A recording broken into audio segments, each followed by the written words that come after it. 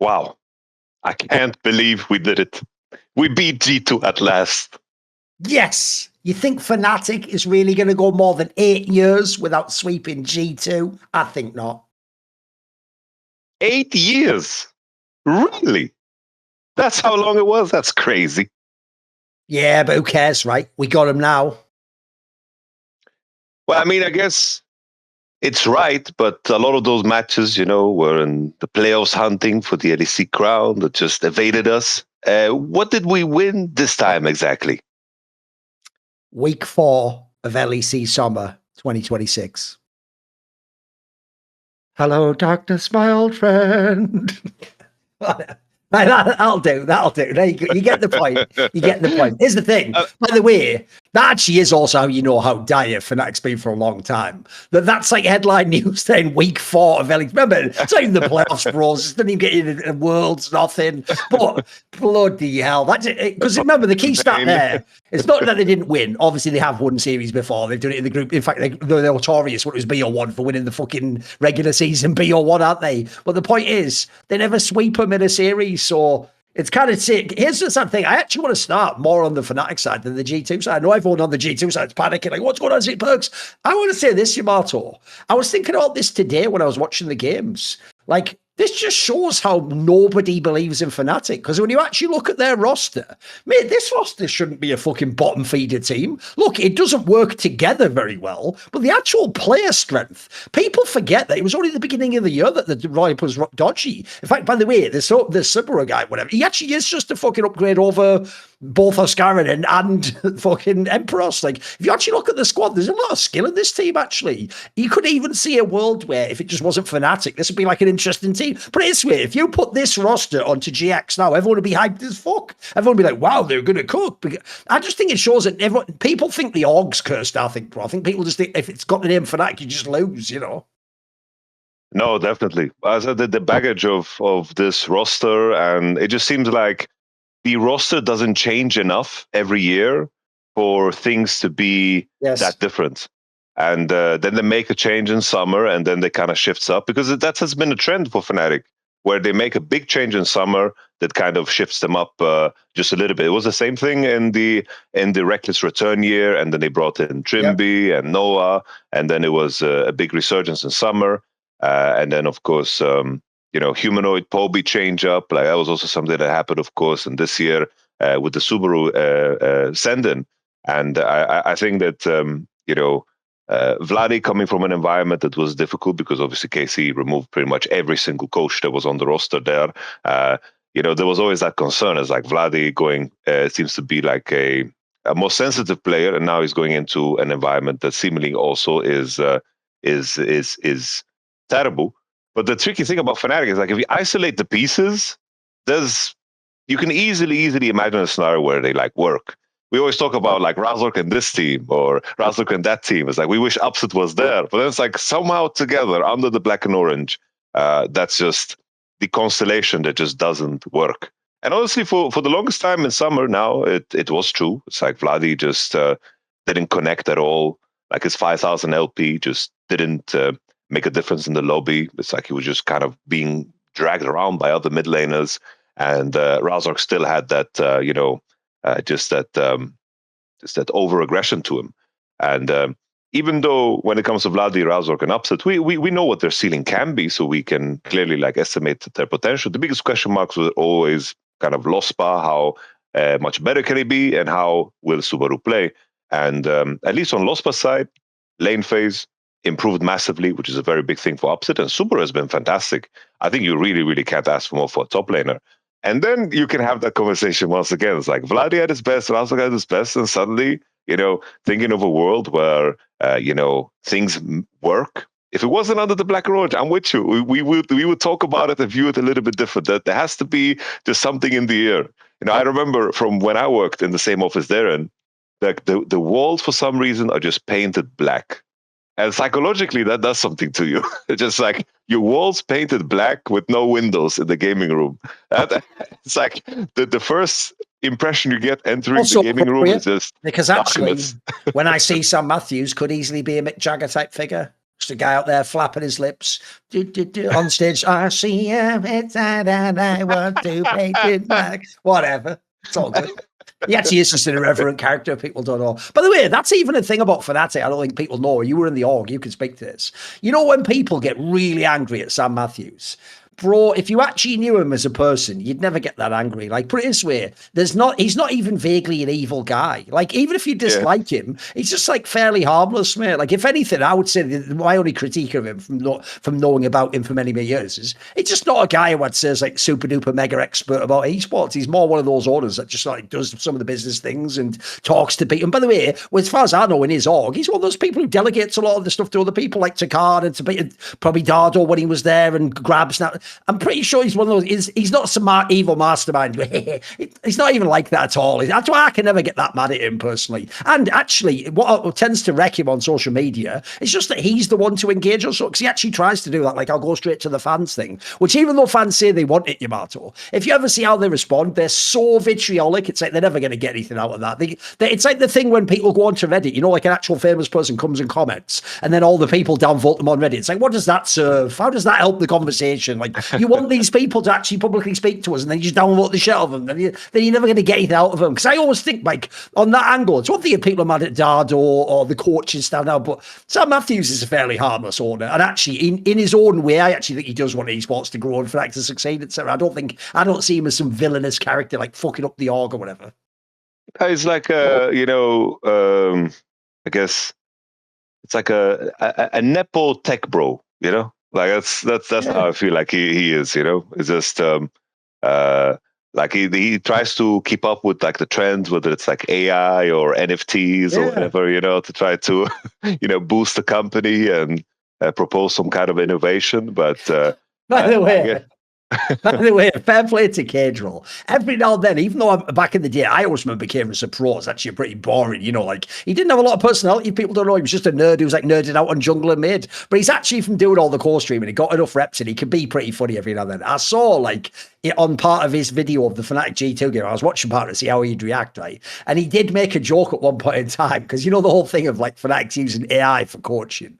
Obviously, they mean they're using it to, you know, like run data and do what you call dog's body. But he made the joke as if they've got an actual AI coach. It's like, and his joke was that, you know how in AI, it always gaslights you. So his joke was that, you know, they did that mad draft, which on paper shouldn't work, because they picked draft, even though the joke is like G2 is the best team ever at playing against, they picked Rise, but G2 is like notoriously amazing at playing against Rise, aren't they? So his joke was that the AI thing, later on, you're going to be like, what happened to AI? You told me to pick, Rise there. And it was like, sorry about that. Yes, you were right. Because, you know, always gaslights you. Like, if you tell it like you're wrong, oh, yeah, sorry, that's true. That I overlooked that. Like, that's almost the vibe you get. Because if people don't know, I actually did a whole interview about that with that guy, Jensen Gore from Southeast Asia, who was involved with some teams. And what people don't know is this, Yamato.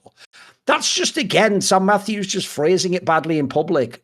All the top teams are using things like AI now, because, again, we're talking about using AI to do things like just have a massive data set that you model into something or scout things about how people, by the way, I've made this point before to people. That's not even unique to scout players with AI. That was being done years and years ago by people like Youngbuck and stuff like that, where they had an analyzer. By the way, the analyzer just basically was AI. If people don't understand, it was just comparing numbers in a way that, like, for a human would be really complicated or need an Excel sheet. It just did it all for you because it was data. So even that part's, here's where, you know what, I'll give you another analogy. He's maybe just more like fucking Steve Carell from The Office. Like, in his own way, there's an element I like about him, because he's just harmless and he's not really, he's just trying to be down with the kids or some shit, like, hey guys, you want AI? I got your AI right here. It's like,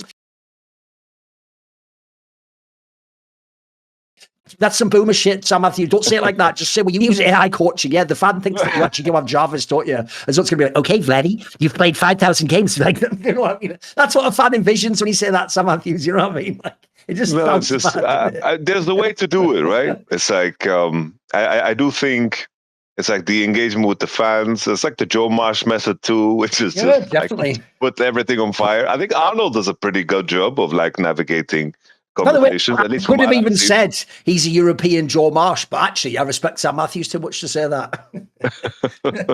There you go. There's the diss. Backhanded diss against Joe Marsh. And then if anything, you know, still Sam Matthews is still, if he's delegating, you know, which I think he is still, it's like the the Javier Dardo ship went on for so long, right? It's like that's still on him, I gotta say it.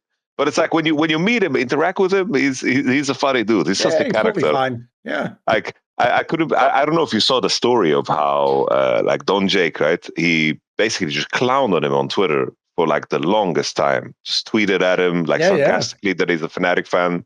Yeah. And then like he met him in person. And they just hung out for a whole day. And Don Jake went on an adventure with him. He was in a cab. And then he was like trolling him, like saying that they should have an aux battle on the DJ booth. And then he just took over the DJ booth and started DJing. It's just, what's hilarious about that? That's actually where Don Jakes actually owned himself there, because one, Sam Matthews literally already did DJing years and years ago. So you fucked up there because he probably doesn't know it, because Don Jake's quite young, isn't he? No, he brought it and then up also, because of it. oh right, well in that case, you're full there. You get smoked by this guy, but he's brilliant. Also, this is actually you bring up a really good angle here, because I'll tell you one of the reasons why I think Sam Matthews doesn't come across well on Twitter, because in real life he's actually a person who has an abundance of natural charisma. People like that tend to make the mistake that they don't understand. On the internet, all that goes is the words. No one gets that, like, look in your eye and the way you hold eye contact and the way you read. You don't get anything on all you see is the pure text. And so it means that actually, essentially, it's like your superpowers turned off if you Sam Matthews. So you think you'd, like in person, by the way, if he met these fans, I bet he'd be brilliant with them. I bet he'd say the right thing. They'd get his vibe. But the problem is, on Twitter, people just treat him like he's some corporate CEO dickhead, isn't he? But like, he's a way more sociable person than you think, guys. I was like, I have my personal experience with him. Like, I remember the last interaction, because he wanted me to come back to Fnatic, right? And I had a call with him instead of with Javier, because like our relation wasn't like I was reached out to Javier first, but then I reached out to Sam because I wanted to have the conversation with him.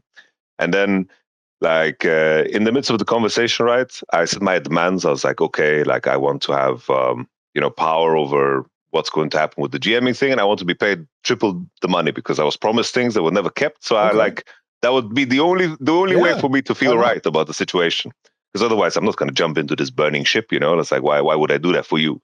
And then basically it concluded they went a different direction. And then like I don't leak anything that happens in teams, but I shared that detail about how I was pressured into putting rocks instead of hilly, right, at the World Championship.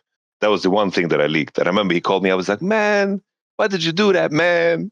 You were supposed to maybe work together, man. Like, why did you do that? You broke the trust, bro. Like, he was so. And in my mind, I'm like, you're saying that to me, but then you just don't like realize everything that has like gone, like how I have been mistreated under the organization. I feel like, I don't know. I think like unintentionally has like blinders on what's going on. Like maybe he thinks about the best in people and just is blind to the bad parts, It's always the fucking second I like go into some other box when you're talking that you would stop talking. But whatever, that was bad luck on my part. It's all good. It's all good. No, by the way, like I say, that's not even a big deal. Anyway, let's get back to actual roster, because I'm with you, mate. If you actually look at all these players, it's why actually I'll bring over a meme that we have in Counter-Strike. On one of my shows, the commentary, the Launders, who does colour commentary in Counter-Strike, he had a joke he made that was originally actually about the team Ninjas in Pyjamas in CS, because Ninjas in Pyjamas, over the years, had all these brilliant talents. They had Device and fucking Brolan, and like they had loads of players that were good, mate. And then the joke was, whenever everyone would leave NIP, all those players would just get really good again, and you'd be like, what the fuck? So his joke was, and we did the same thing with Team Liquid after this, was like, your time on NIP doesn't count. Like that's that's a cursed org. Anyone who joins it, their level goes to shit, and then when you leave, you're probably really good. I think it'll be the same with Fnatic, mate, because like I say, there's just something bizarre about the org. Or I actually think you maybe nailed it earlier. It's that because you've done it like a ship of Theseus, where you take out one piece and put one piece back in. Look, it has actually fundamentally changed completely to what it was even a couple of years ago. But because they do it so slowly, like you're saying, like one piece per split almost, you never do a big enough change that people feel like you started over. So no one gives you like the expectation reset. Whereas I know what you mean. If like pretty soon, I actually even think the joke of this roster is, if you'd have started the year with this roster, I'd be way more hyped. But because you've done it now in the last split, it feels like no matter what happens, even if you go to Worlds as the last seed, surely you're just going to change the roster next year anyway. But let's get into some of the specific players, because first of all, fair enough to the Saboro guy. I only saw him in IG IG, and because he was playing at IG at the time in like the Ascend group without Rookie, unsurprisingly, he had a lot of fucking pressure on him, and that was not a very good team. It was a team where it was more carried by people like Mako, etc. You know, so it's as we've now learned from a million players in the West, especially bizarrely Korean top lane carry players, like. You can't judge people when they're on a bad team in LCK and LPL and think, right, that means they'll be bad in the West. Actually, I'm sorry. If you want to be one of those people, I know even my boy Peter Dunn does this, where they want us to like take European talents. This is why they don't take European talents, Peter, because you could find a guy that's supposed to be bad in their league and he'll come into our league and look like one of the best players in his position and a fucking carry. Because this guy already, you can tell he's got hands. Kiao was nobody in fucking Korea. He is now literally like an MVP candidate. That's not even trolling. Like, he's played himself into being one of the best players in the league. He's really good in it. Even though, again, think about how everyone after that first split was ruthless. Like, kick him, get rid of him. We have to get a different mid laner. Mate, as of right now, if you were a KC fan, you would take this guy next year 100%. Like, if anything, the team's looking fucking good. Actually, by the way, on the side, even Rookie Ike looks good in KC. Everything looks good. We'll get to them soon. So I think the Saboro guy already nice change. By the way, definitely better than Imperos. And Oscarin, we already know the problems he had. He just had like some sort of mental block in playoffs or something. Who knows what the fuck that was. But you go down the team, mate, it's actually the one I want to talk about is the mid laner. Now, look, if you are a Vladdy or a fan of Vladdy, understand, yes, I notice a lot of the people criticizing Vladdy have hashtag KC win in their Twitter bio. You're going to get that forever, Vladdy. That's just what happens when you trash talk their fans, mate, and then leave their org. And you're not in as good an org right now. But, mate, the things people find to critique this guy about, bloody hell, it never ends. Did you see on Twitter when now they're criticizing him? They're criticizing him now for playing too many games. Brother, if there's one thing you can't criticize him for is playing too many solo queue. You can say he's not as good in the game, in the LEC or whatever. Yeah, that's valid. But mate, we would kill for a player who plays a million solo queue games. In fact, isn't one of the things we always used to say about the likes of the Humanoid is if you don't see them playing solo queue, you get worried, right? You think, oh, did they not care about the game? If people don't know, Vladdy has like broken the record for fucking LP. He's just played 1 billion games. He's obviously doing really, really well at them. If anything, my bigger issue is why I set it up this way is I do still think, though, there's some sort of weird disconnect between him and Fnatic, though, isn't there? Because I can tell, this is what's sad. I know he hasn't had many good splits since the original KC win, but I can just see he's got talent, mate. He clearly is like a guy who's legitimately very talented. And you get flashes of it in the game. And it's why, like I say, I don't think there's almost any bad play in this roster now, mate. It just feels like they just somehow don't gel together for some reason. Because I actually look at it, and now that they're winning these games, part of me just thinks, like, wait a minute, why wasn't this the expectation already that they could be a dark horse and they could be the one that could like steal a game or upset you in the series? Like, really, the idea it ever was like GX, who used to, by the way, I can see why they did the gamble. They had the most mid-ass roster ever. Like, the idea that was the team you thought, no, this should have been the dark horse. Look at the talent on this squad. I think like one underrated aspect of it, like we've talked about it in terms of players ending up on the top end of teams, but it's like talent can be wasted and talent needs to be nurtured. We've seen it in many players, and in terms of the context of what your first teams are, can really do so much to shape your career. Because if you have like one strong, influential season, that can shape you as a player completely in terms of what you absorb and learn from people around you. I think like the opposite of examples, because clearly we could all see that Vladdy is extremely talented, but also very young, and you run into, of course, a lot of problems. It's a minefield, right, in terms of what can be a trap for you in terms of managing the pressure. Of course, often players are just staying at home, playing PC all day. Usually it's like in terms of, your ability to deal with responsibilities and change in life. This is not something that you are necessarily trained for. Like I think the contrast would be like a Scumond in a world where his first LEC team wouldn't be G2. It's impossible to know how his career would look like if he actually started on BDS. Maybe he would never fulfill his potential. Don't you think right now, the one thing people say in G2, it's sort of true, he is a little bit of a tilter. He definitely doesn't like it when things go badly. I know what you mean. If you chuck him on a mid-table team, I could see someone like him floundering, even though he's a fabulous talent. Think about this. Yeah. He went from BDS Academy to G2. What if, like, fucking his mate Paris, he had to just go to, like, a BDS type team or some fucking, one of those squads where it's a bit more vitality or something, where it's more up and down. You're right. You never know, right? 100%. And Like the environment is so damn important. It's like now if Skewmon would go to a different team, he has already been through it and probably learned a massive skill set in terms of what he sees in his teammates and what he could bring with him. It was the same in terms of the progression of, let's say, Yike. Like if Yike's first team was KC, it would be very different from him going from G2 to KC, because we could see him grow into more of a leader on the team that probably he didn't have room for on G2. So it was like a good timing for both parties to move on. And I bring this up because of the context of Vladi, because the talent is clearly there. And it's just one of those circumstances where, will this be the environment where he can thrive in? Will this be the environment that he can, find consistency in? Because he had a very good performance. That Syndra game was beautiful. His Rise performance was also very good, very bold. A big contrast to, of course, his earlier games, the split. There's clearly something there that you can work with. But it's just like one of those things where, like, in a year or two, will we look back at Vladi as someone that just has wasted his potential, or will this be like a split where they actually, make it through? Because it's ripe at opportunity. Like, I don't want to go too far in terms of how much I believe in Fnatic, but with the mess of what the table is, there's definitely a very good chance for you to make a breakthrough and get the third spot. That's like an opportunity for almost anybody in the league, really. Oh, definitely. If people don't realise, because of MCoy tanking almost at this point in time and having all internal conflict, how many of these teams, mate? Fnatic, GX is obviously a massive one. Vitality, we should all be thinking, like, this is our worlds right here. This fucking regular season, we can get the right playoff seeding. It is totally doable. Also, another angle I'll say, because we'll talk about this match and then we'll move on. Right, in this match, I'll tell you another reason why you can never totally write off Fnatic. Fucking Razork.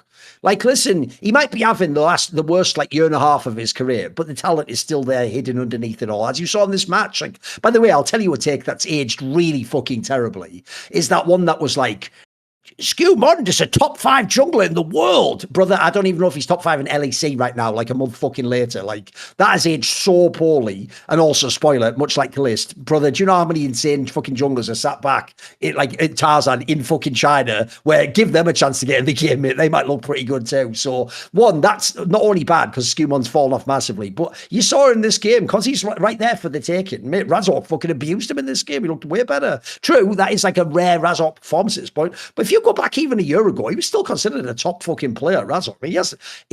I've always said about him, he's definitely got some sort of like a feel for the game, because when he's on, he can destroy opponents. He's very Kanavi-esque in that sense. Yeah, I think there's like the school of junglers where the top end is really, really high. Like Kanavi is a good example. It's like now with C9, Blabber is a good example too. It's like even in our match now against FlyQuest, in the same game, he makes a game-losing play, but also the game-winning play. Yes. It's just like the absolute craziest engage that very few players are going to be able to pull off, and also at the same time, just what the hell was that? It's finding the balance between that is tricky. It's something that you definitely need to navigate. And just for I bring back the story of KC now. Like, KC is undefeated, and something that will just be a footnote is they almost lost to Team Secret. Like, I've said this on the podcast so many times, but they almost lost to Team Secret. And I think if they did, the momentum of the team would have never shifted. I think they would have just continued down the line, because even Reaper in the interview, like post their EWC run, was just like, yeah, we just said that we need to play better, and that's it. Like, there was nothing done differently. There was nothing said differently. It was just kind of a hope that things would click.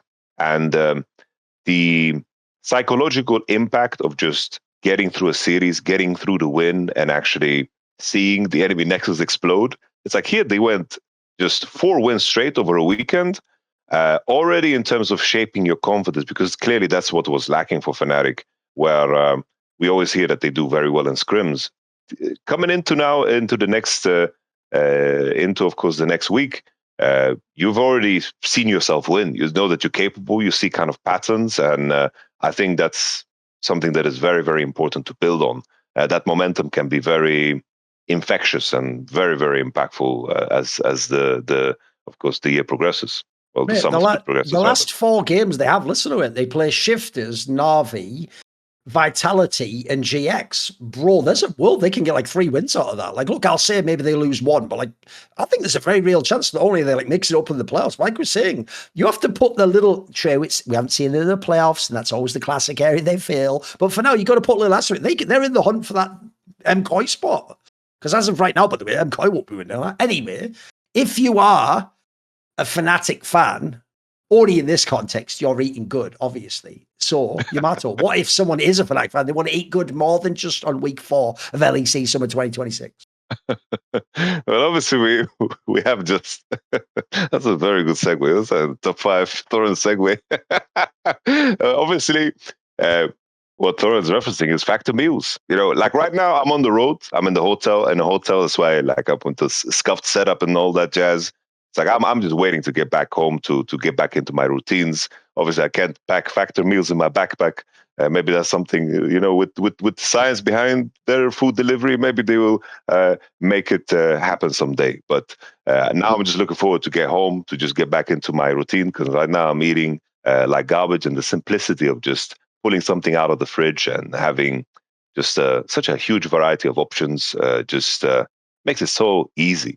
Like everybody knows that I work like 4 jobs. Thorin also has 82 podcasts. You know, we are very, very busy. So time is very important to us. And at the same time, I think, you know, I live to eat. So making sure that the food that I eat is good and time efficient is super important. And with, of course, factor meals, there's over 175 banned ingredients, you know, which is a very big deal. You know, sometimes, Thorin, I hear about the rules of how food is allowed to be prepped in America, how they put like lead in things and like random chemicals in and stuff. Like it's crazy what people sometimes put in food, and it's important, of course, that you know, the meals that you get are designed around, of course, a healthier lifestyle. You know, because you know. I live to eat, but I also eat to live, you know, and it goes both ways. And the factor meals are just ready in 2 minutes. You just have to put it into the microwave. No prep, no cleanup. So even on the days where you're super, super busy, you can make sure that, you know, you're blessed with a fantastic meal. There's so many new options every damn week. There's new options. There's salmon burgers, there's shredded pork, collard greens, and more. You can add on things. You can even add in breakfast. So you can add in protein shakes. You can add in, of course, you know, even desserts. You know, pumpkin flavored cheesecake I had the other week. 97% of users agree that factor meals helps them live a healthier life. So you can feel confident that you're doing something good for yourself with, of course, every meal. So let's eat real. Head to factormeals.com/LFN50 off and use code LFN50 off to get 50% off and 1 free breakfast item per box for 1 year while supplies last, until the date is written in American. So I need to think here. The 10th, which month is that, Thorin? The 10th month? October. So 31st of October, 2026. That's code LFM50 off at factormeals.com. LFM50 off at, of course, factormeals.com. See website for more details. By the way, as an aside, that's one of those things where I've actually had to start as a journalist doing research on even random things, I think, not just like things to do with esports or my job, because I'll give you an example. There are 2 things that sometimes as British people, we make fun of Americans for, and you'll see where I'm going with this. So one of them is that, believe it or not, in America, they will often actually eat with like their dominant hand with the fork, but that's wrong. In English culture, you put the fork in the left hand and you put the knife in the right hand and you never take it over it, but then because they're right-handed, they tend to just eat like that, right? So one, to us, that's like, oh, look at these fucking peasants, they don't even know how to eat. And then the other one is the dating system, isn't it? Because they always go like fucking month, day, year. And then we're in England, we're always like, silly Americans. That doesn't make sense. Either go year, month, day, or go day, month, year, you fucking idiots. Well, here's the punchline. Both of those things come from Britain. And it turns out that's because when they made their country and split in like 1776 or whatever, in the meantime, it's actually actually Britain that became more like continental Europe and copied the other system, and then Americans just have our old shit. So the joke is actually we all used to do that apparently in Britain. We're all idiots like that. So because here's the only problem though, Yamato, is they always say that thing where Americans go, yeah, but it's actually a better dating system because you want to know the month you're in first and that. And it's like, here's the problem with that, guys. Here's the problem with that. You've fucked it up yourself with the marketing, because if you believed that, explain the following to me. Why don't you say July the 4th? None of you say that. You say 4th of July, don't you? Got you. Got you right there. And I got you right on the moment you were trying to, again, celebrate independence. No, we got you. Got him, lads. Got him. Bring it in. Shut it down. We'd bring it. You're becoming European. Anyway, that's an aside. By the way, back to LEC though, because mate, I tell you what, I actually personally don't have crazy like alarm bells for G2. I think this is not the end of the world to lose this match. Also, you've got all these other factors going on, like actually Fnatic looked like they had a globe. That's the best game Fnatic's played all fucking split long. Like, and I actually think already, even in all the games you've been winning, mate, I actually think Scumon's having a fucking nightmare split. I think this is the worst split of his whole career so far. Even when people used to tell me last year that he's like scuffed, that would be like one game he'd be bad. He was actually very good in the regular seasons. It would maybe be like the finals he had problems in. I've never seen him play as badly. Like, he doesn't just play badly. He looks like he's checked out of some of these games you've had to. And then also, in their squad, I think if you look across the board, like, I think I've seen the odd game from Broken Blade that was a bit whatever. By the way, I actually do think, ironically, because people were trying to blame it on Caps getting this Hall of Legends thing. Bro, if anything, I think Caps is having a fabulous split in general. Like, aside from that Fnatic game, he's been smurfing the games. He's actually hard carrying in a way I haven't seen for years. Like, what do you think generally of G2? Because most people, like we've discussed, it goes KC's number one. By the way, they do everything perfect right now. They're number one, clearly. G2's supposed to, by default, be number two because everyone else is battling for third. So where is G2 at for you? Any panic about this Fnatic one? What do you think the strength of the squad at the moment? In my mind, from what I'm seeing from G2, it just kind of looks like a team that, through their old methods and ways, in terms of how they played, they reached a peak, and now I feel like they're deconstructing like their play pattern. That's how it looks like to me, where they have the ambition of getting better. I think Perks as a player and now as a coach too, I think there is a level of looseness that he wants the players to be very accustomed to. I think he is trying to make them a lot more flexible and make them a lot more, let's say, be willing to shoot from the hip more and be willing to take snappier fights and be happy to go outside of the mold of the game. I do think that Caps and Broken Blade are those type of players, but I think that he's trying to get that out of Skumond and Hansama too. I think Labrov was also working his way to get in that direction, but I think, in terms of like even through these series, when just looking at the interviews in the post game, like nobody seemed to be worried from the G2 camp. Even Skumond went so far to say that they can actually win Worlds this year, and I know timing of those words matters a lot, but I do think that I sense a deeper conviction in it, just because Perks is at the helm. There's something about that where, like, when Cap says it, when Perks said it in the past, I believe in their ambition, and I feel like that's what he's trying to instill in the guys. I love the fact that someone pulled up like how candid Perks was, because obviously they played a match against, they played a match ahead of the Fnatic match, and plain and simple, against Shifters, they didn't play well at all. And Perks just said, if we play like that, we're losing against Fnatic. He said that ahead of the Fnatic match, which is kind of badass in a strange way. But for me, my vision is this is kind of a deconstruction, reconstruction type of thing. And it might be that they will be punished for it by losing to KC, because they are really building up momentum, right? When we're thinking ahead to a finals. But it just seems like G2 is working with a bigger ambition in mind than just these regular split games. And honestly, they've earned themselves that space because of the earlier wins, and they're already locked up there. I don't think they're going to lose out of top 4. No, and I'm with you. I actually wanted to see which way you're going to go there, because I have to say, what you always have to remember is the following. It looks like this was always the long-term plan of G2, because they sort of knew what the ceiling was with Dylan Falco and what that group could do under him. So it looks like, to me, the plan was to do this next year, Yamato, and just because of how it went in the end of MSI, they thought, fuck it, you know what, pull the trigger now. We'll get a split ahead of it, basically. Almost give this as the period for Perks to, like, you know, make mistakes and learn the thing. And then next year, he'll start the year full-blown, you know, because here's the thing. I do think changing at the beginning of the summer split, basically, does make it quite unlikely that you win LEC and that have a mega world run. I think it's more touch and go. But if this is a long-term plan, and the idea is you're doing these things now, but they can be implemented and work next year, that's a really good plan.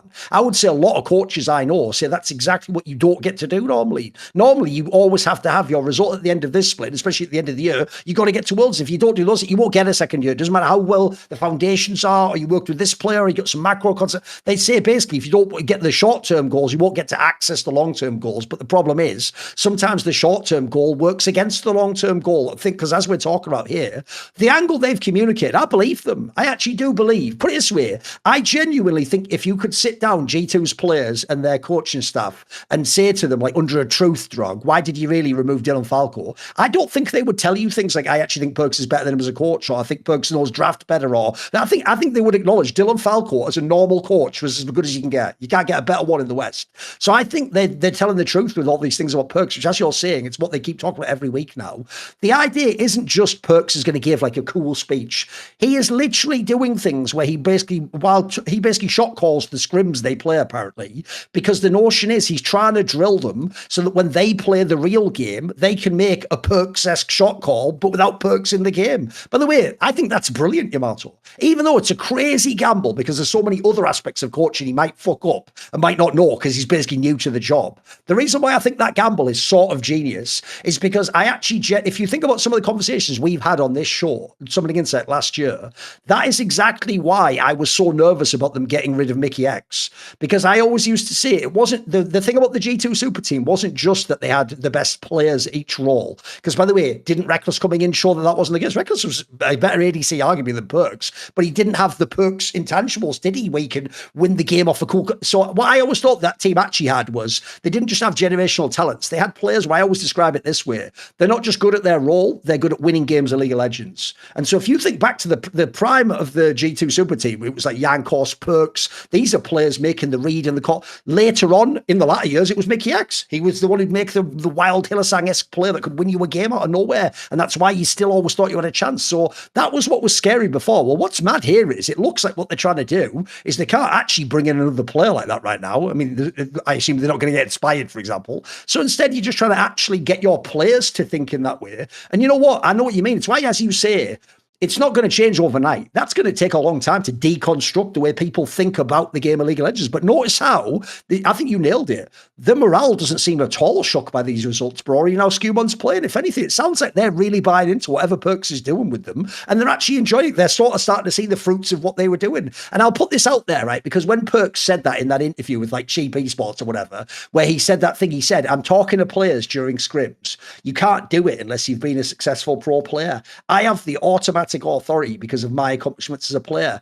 Bro, there were so many people on League Twitter shitting on that post. There was a guy who was like a caster for NLC who was like, oh, wow, they've like invented talking. No, listen, dickhead, you didn't hear what he said. He said, you can't do that unless you've been a successful pro. The point is, you could go in there as a caster, you've probably seen a billion games, you could probably tell them what to do in a scrim. By the way, a million coaches could join the scrim and do that and say, hey, we're doing the macro. The point Perks made that's very relevant there is, it wouldn't have the same effect. I'll give you a quick example. You know, you'll sometimes see on Reddit where some pro player makes a statement and a fan will go, when I said that last week, I got downvoted because you're fucking nobody. It doesn't, what you say, the words don't mean anything when you say them, mate. The point is, when Caps says that, I'll give you an example. If you just said, I think GQ could win Worlds, I would downvote you. The fuck are you? If Caps says it, that says something different about what Caps is thinking. What's going on in the team? Have they got different play? See what I mean? So I think what people missed about that was Perks wasn't saying he invented talking in scrims. His point was, he's surely going to be one of the most effective people ever at talking in scrims, because as I pointed out in past episodes, even teammates of his on the bad squads he was on, bro, told me this guy's a genius at making shot calls. calls. I've heard the same thing about SOAS on a lesser degree, by the way, that these guys in the game, they're not sitting down planning this stuff. They just on the fly can come up with the perfect read, and you just go, how did you do that? And it's like, it's just perks, bro. It's just SOAS. They've just got that like sixth sense. And I think the idea of trying to like get some of that, you'll never get it as much as a perks or a Doinby or a whatever, but just to get a bit of that into the team, that is sort of what you're missing in G2 if you want the magic to go and win. Because I'll tell you this angle, right, which is, it goes like this. I do think the best perks teams like the G2 rosters, their best strength was that the second they see a moment, they don't hesitate, they take the leverage and they make the game work. I just released my last third part of my interview with Inspired, right? And when I asked him about Jun from BLG, he gave a really interesting answer, bro. He basically sidestepped it. He didn't talk about Jun because obviously Jun clapped him, didn't he? What he said basically was Jun's really good at playing like aggressively early, but BLG as a team just plays super aggressively on all lanes, and they try and make you make a mistake because the second you make a mistake, they just punish it completely. And his point was, even if conceptually that's a good way to play League, he actually said he doesn't think any team except BLG can do that. I think that's some of what Perks is trying to do. He's trying to make it so that G2, they might not be better than BLG and Live, but the point is, if they get an opportunity in that match at Worlds, they can win the game then. Whereas I've always thought the worst thing about Western teams is, Western teams do in an even game state, just like chill, like, hey, don't make a mistake, guys, don't do anything. Sometimes you have to take it to the enemy, you have to force something to happen in the game. What do you think on this angle? I know a bit of it's romantic and a bit idealistic, but I can sort of see what they're going for here. I see what they're vibing with. I think there's like two additional angles, right? Just to like looking back to G2 era perks, when there were many regular seasons that they just didn't look good at all in. And there was always that sentiment of the significance and importance of games and rising to the occasion, which is of course a very specific skill set. Like even I remember when G2 was at their best, like they lost the series to Mad Lions when they had all the rookies before Mad Lions, of course, made the roster changes that made them win the splits when they brought over, of course, Elioya. So it's like there were moments where like the super era of G2 where they were just not super sharp. And then on the second aspect, I do think the hallmark of a great team is a team that is uncomfortable to play against. And it comes from the fact where it gets to the point where you second guess things that are second nature to you. Where, like we talked about it in the form of T1, where them losing 2 series to, of course, European teams shattered a lot of ideas people had about of T1 in the game, where you kind of trusted their decisions more than yours to the point where they get away with things just because they did it with such conviction. And I think that conviction is so important, where if you make a decision and you make a snap call, that the commitment from everybody is on it, and you are really putting the test onto the enemy in that moment. Because it's surprising how much you can get away with if the enemy kind of lets you. But the only way for you to know is to try and find out. Because the ultimate players, especially like in the example of Shun and On, or let's say Hilly in his peak or Mickey in his peak, is that they always see how much they can get away with. And usually these type of players and these type of teams, when they beat you brutally. BOG is such a good example because even in the final they lost against HLE, they did everything they could to make HLE super uncomfortable. In BOG's wins, they were very one-sided. In BOG's losses, there were so many angles and moments where they really kept the map as dark as possible, and they trusted the angles that they came from. I'll never forget that Shun engage on midwave, where he just loops around, dodges every ward, and just kills Komuyushi on the midwave there, before, of course, that Nash call that, eventually, of course, lost them that game. But that's 2 sides to the same coin, where the ability to kind of fire off like shoot from the hip and to be able to kind of adjust based on the game state. The last layer of that is that if you practice that way, you'll be sharper that way. I can connect it to why we were always sitting here and talking about how Kalist is going to grow into a fantastic player, is because he plays with that level of ambition. And if you play with that level of ambition, it also means that you're going to grow in that world where you're trying to achieve the highest possible thing in the game. And over time, you're practicing there while people are consolidating at a certain speed, and you're trying to control the car at top speed rather than anything else. And I can only imagine that this is what G2 is trying to achieve too.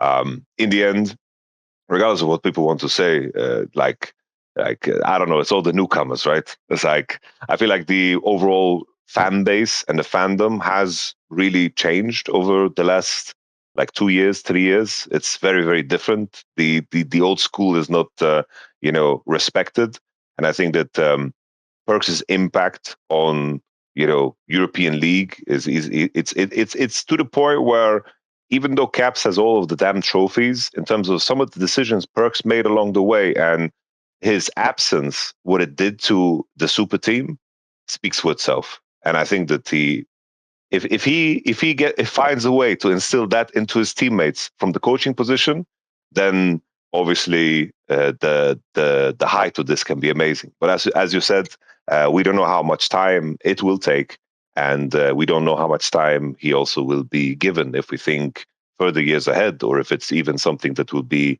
interesting to him in the long term.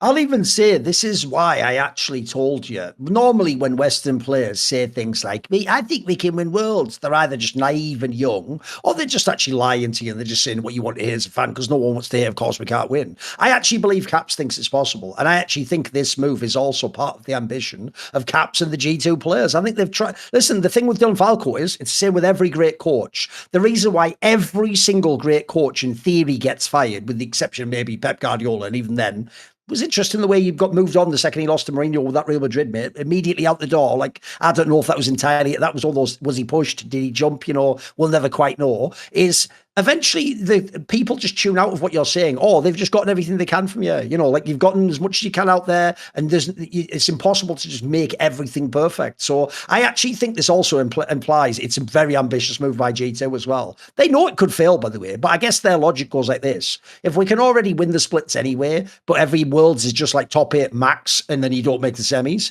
why not gamble? Like, if the worst case scenarios, we go to Worlds and just come like 9th, is that really that big a deal? But the gamble here is that you go to Worlds and then they remember some of these things that Perks has brought them, they bring it along, and you actually win that big quarterfinal. Suddenly you're in the semis. That's a totally different story. All of a sudden, the whole thing would be seen worth it. And that's on year 1. Like I say, he's only had a split in a bit. Because also, I've watched a lot of the interviews he did. I think it was maybe the interview he did with Yankos.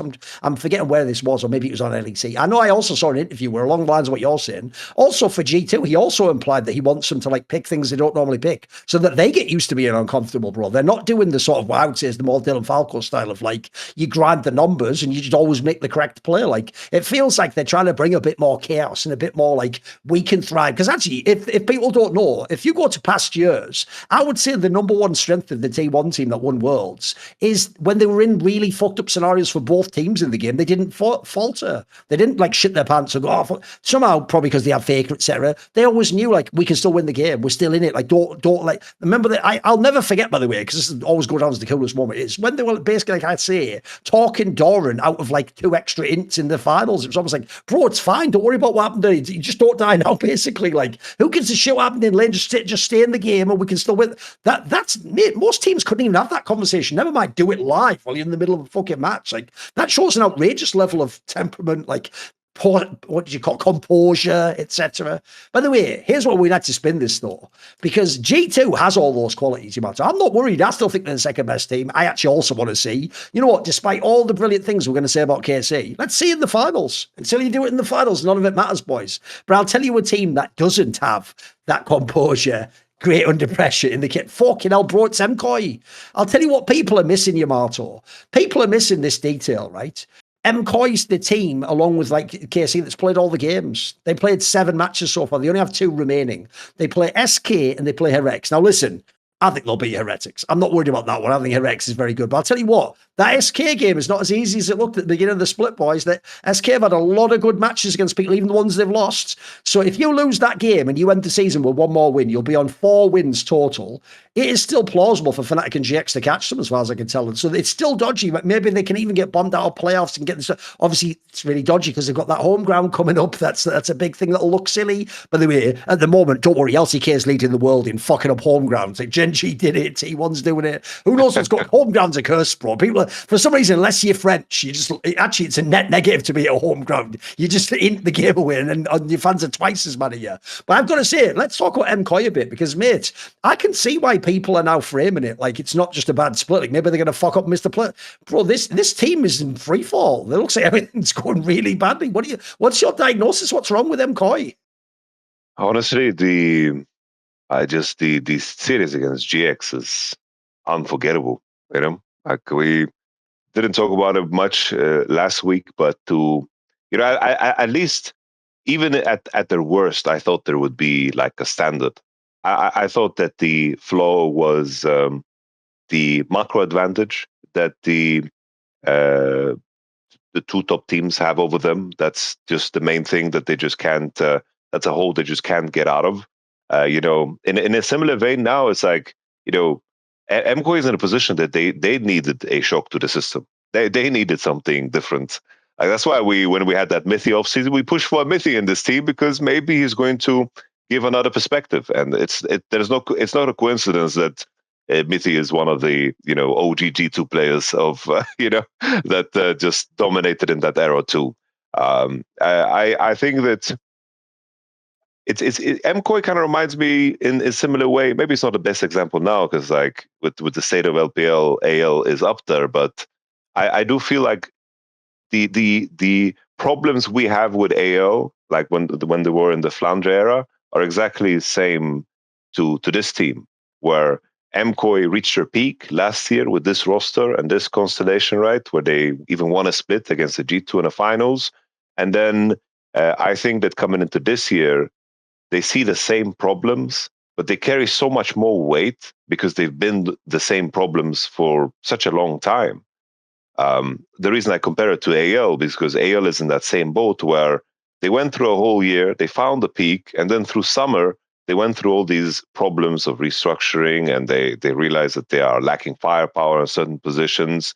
And then you try to fight your way out of that, and then you realize that these problems are going to remain while other teams are just improving around you. And I think that's the truth for MCoy now, where they have always a potential to throw ridiculous late games. Jojo Pune is a very, very strong laner, but now I can see like the signs of desperation in the way he plays more, probably because he's aware of the state of the game. And then on top of that, the random mistakes from, of course, Supa and Midwin and their inconsistencies are just being more and more exacerbated as we proceed through time. And I think that when you run back a roster and you can't figure out a way to navigate the issues that you knew you had coming into the year, those just weigh so much heavier on you. And I feel like that's what MCoy is going through now. Psychologically, it really, really pains you, where you feel a sense of excitement coming into a next year, but then everything just kind of comes back to you. It's kind of like, when you get back together with a girlfriend that you broke up with, then you feel excitement in that moment, but then it's like, oh man, it's just all that same shit that I wanted to get away from. Yes. And obviously there was no big breakup, but I do think that this year, I don't know exactly how the offseason looked like in terms of what changes they could have done or not could have made. And this whole year the main focus was these 2 players are not re-signed and they get the chance to prove themselves. But while that is a very beautiful story, it's also a very heavy cloud that is over your head when they underperform. I'll tell you the one angle I think they're lucky in, which is, because if you don't know, at the end of this year, Jojo Pion's contract runs out. Bro, I think they should be thanking their lucky stars G2 did that fucking caps extension or whatever the fuck it was, where like he signed for a couple of years. Mate, there's a world where if G2 just came and took Jojo Pion from you at the end of the year, what would you have left in this team? basically like busted down El Yoya. That's it. Because I'll tell you the player that I think, I agree with actually Peter Dunn on this, mate. I'll tell you the player who's getting by on this team, and it is fucking Alvaro. Because he gets to sit back and cause all the spotlights on Super and Merwin, who also, by the way, because they play carry roles, it's obvious when they're having a bad game.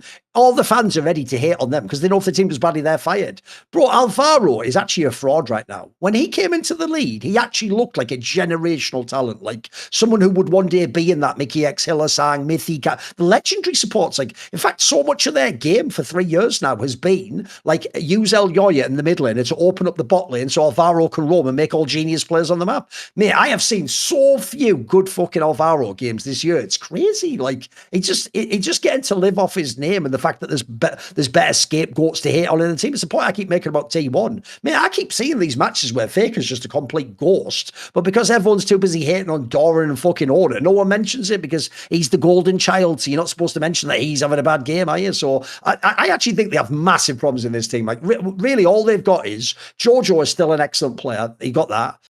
Alvaro, El Yoya rather, sometimes has a good game. You got some of that. But aside from that, fucking hell, this team's evaporating, mate.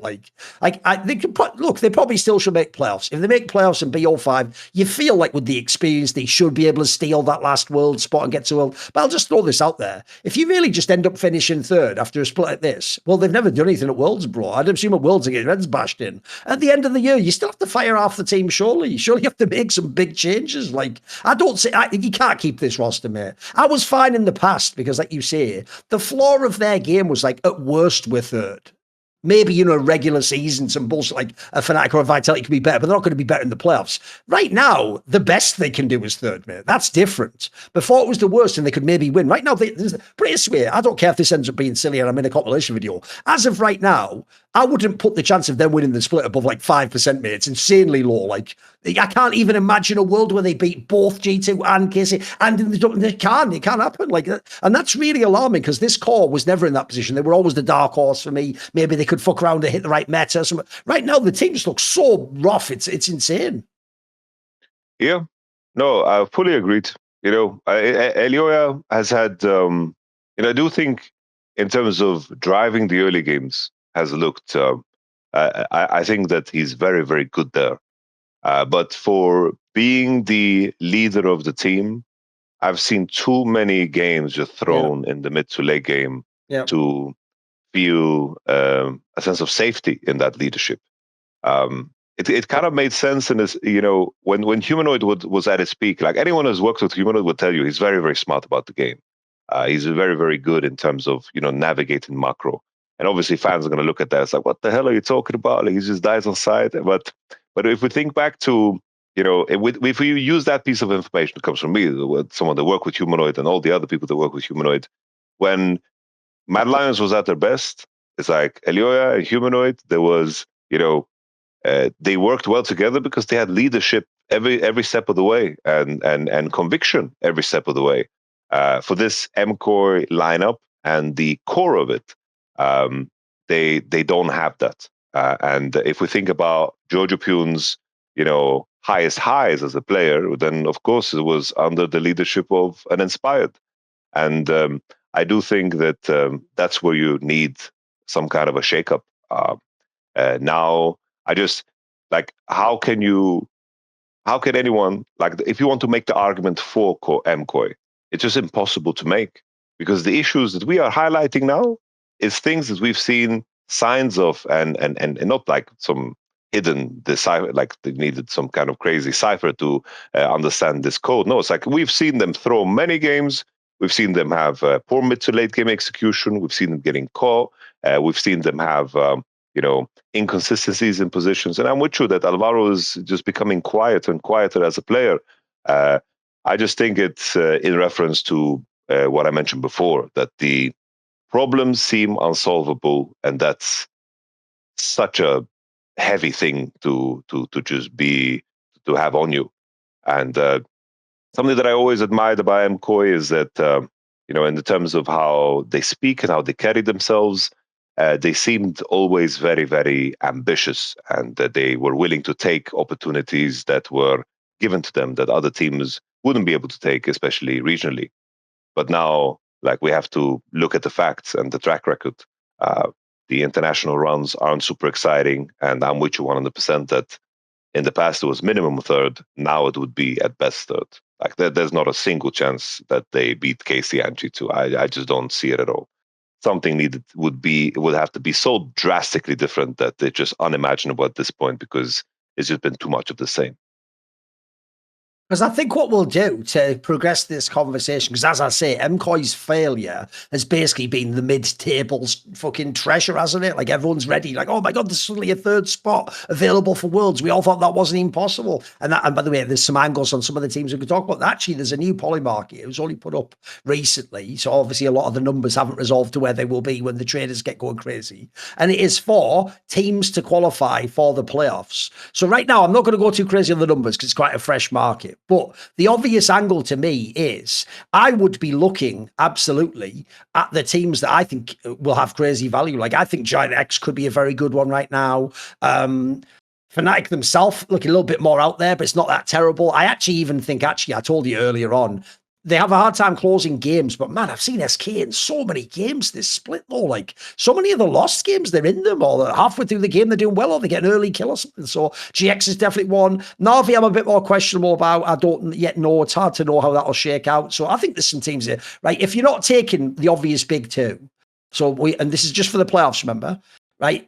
If you're not taking KC, G2, etc., who are the teams you expect? Like if I asked you, Marto, fill out the rest of the playoffs, which other teams aside from KC and G2 makes playoffs? Who are you taking? It's just, we're in such a position where it's like the score parity is so close. It's like the LEC regular season is almost over. It's like we have 2 more weeks of games, depending on how they schedule things, because it is kind of weird. Like you have one team that has played 8 series, and then you have shifters that played only 5. So that makes the score parity a little bit strange. But I expect Team Heretics and shifters to not have any impact whatsoever. Like in my mind, I do think the fact that Na'Vi has already like scored an additional win, they're at 3-3, and that Vitality is on 4-2, gives them a little bit more of a comfy position to be in. I feel like the last team to just sneak in the 6th position, I'm just expecting it to be Fnatic. I think the fact that Fnatic beat SK in the head-to-head, I think is going to mean a lot. And the fact that Fnatic has such an easy schedule coming up, in contrast to the other teams, I think they're going to get in there. Na'Vi and Vitality score being up there is also, just I would put them in there too. And then, even though I'm down on MCOY, I still think they're going to make it through. So I think GX, SK, even though I cost you for them, I think it's going to be too rough to get it through. Could happen, definitely. It's like could happen, but 4 losses on the board is just it's hard to get back from that. Like you have to win so many games. Because that actually leads into the rest of the LEC discussion, which goes like this, Yamato, right? In the same way as they've taken this gamble for top lane in Fnatic and Vitality's taken the gamble in mid lane, there's a point that Giotto made, which I think is a very valid quote. Because I want to say this right now. If people don't know, I've actually always put Giotto in the same category as you. He's very rarely ever had the best roster, but I think generally he always either performs or overperforms with a lot of the rosters. And actually, it's just the fact that he hasn't made it to Worlds that people get to hate on this guy. Like if you ever look at all the rosters he's had, he's even, by the way, actually done the craziest thing ever, which is he has his own like bizarre, like, you know, that famous story. I don't know if you know this, but supposedly when Maradona went to Serie A, he actually specifically chose Napoli because it wasn't a top team. And he was just on some like crazy, like, I'll make them a top team shit. Whereas apparently he could have gone to some like top team already. I'm guessing like Juventus or something and just already been in one of the best teams. But because he had that like ambition of like, I'm Maradona. Basically, Kyoto's done that. He's had a bunch of times he could have joined Fnatic, etc. and like other top teams. And he just literally chose to go with like a lesser team. Because I guess the logic was if I win, it'll be because of me, won't it? It's like a kind of an ego angle, but it's kind of like an ambition too. I can fuck with that drive. And one of the things he said, because I think he's quite a smart guy actually, is obviously these roster moves he made were mega criticised because he took out Lot, who if anything was the player they'd been bringing up in that team for years and was getting better and better. He kicked him out for Oscarin, who was just being universally hated on Fnatic. Then he got fucking Noah, who, by the way, you would argue their bot lane was their team. The whole team was about Noah and Jun being a solid to mid, at least above average bot lane. He took Noah, kicked him out for Flackhead, who obviously has never been like a carry bot laner. And in fact, actually, he's considered just like an LEC journey journeyman now. He's just kind of all right. These look like crazy moves, but the whole point Kyoto made was, and when I say this, you'll see what he's going for here. He basically said 2 quotes in this interview with Sheep Esports, right? The short version is this one. It said, I'd rather take risks and fail miserably than settle for 4th place. And then the other one was, we felt that without changing our lineup, we wouldn't be able to reach Worlds. And I would rather take a risk and fail miserably than be content with another 4th place that wouldn't mean anything more than a 6th or 7th place. So the point he's making, I think, is a very shrewd point, Yamato, which is the thing I used to hate on GX this year for is they were the most obviously locked ELO team ever because they were the 4th best team, but they were never going to be better than 4th. True, they couldn't know MCOY would didn't split away like this, but also they weren't going to go below 4th. They're also really good. It's only a bad bracket could make them come 5th, 6th. And as he points out, since only 3 teams make it to Worlds, being 4th may as well be last place. It doesn't do anything for you. Like you just get to go, hey, cool, we're not 5th. By the way, tilt the camera down a little bit if you're going to do that, or pull the screen forward a bit. Otherwise, it's just a fucking tiny head, isn't it? So you just pull the screen towards yourself a bit, whatever. It's all good. And basically, getting comfortable. His point is like, what's the difference between 4th and 9th? He's right, or 6th or something. And so even though I don't necessarily agree with these roster moves, I don't hate that angle. Like, you have to gamble on something at the end, right? You can't really just go, well, we were 4th the whole year. Like, that doesn't get you anything in LEC. I'm 100% behind this attitude, right? Like, I have never taken the safe choice when it comes to like off seasons.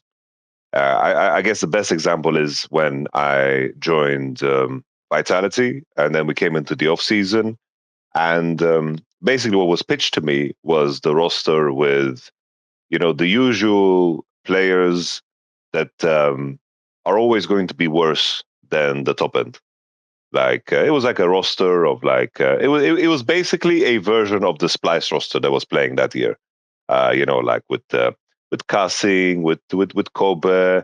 Although Amne went on to win a split, right? But at the time, like it was just just a roster that I knew would be decent, would be very safe.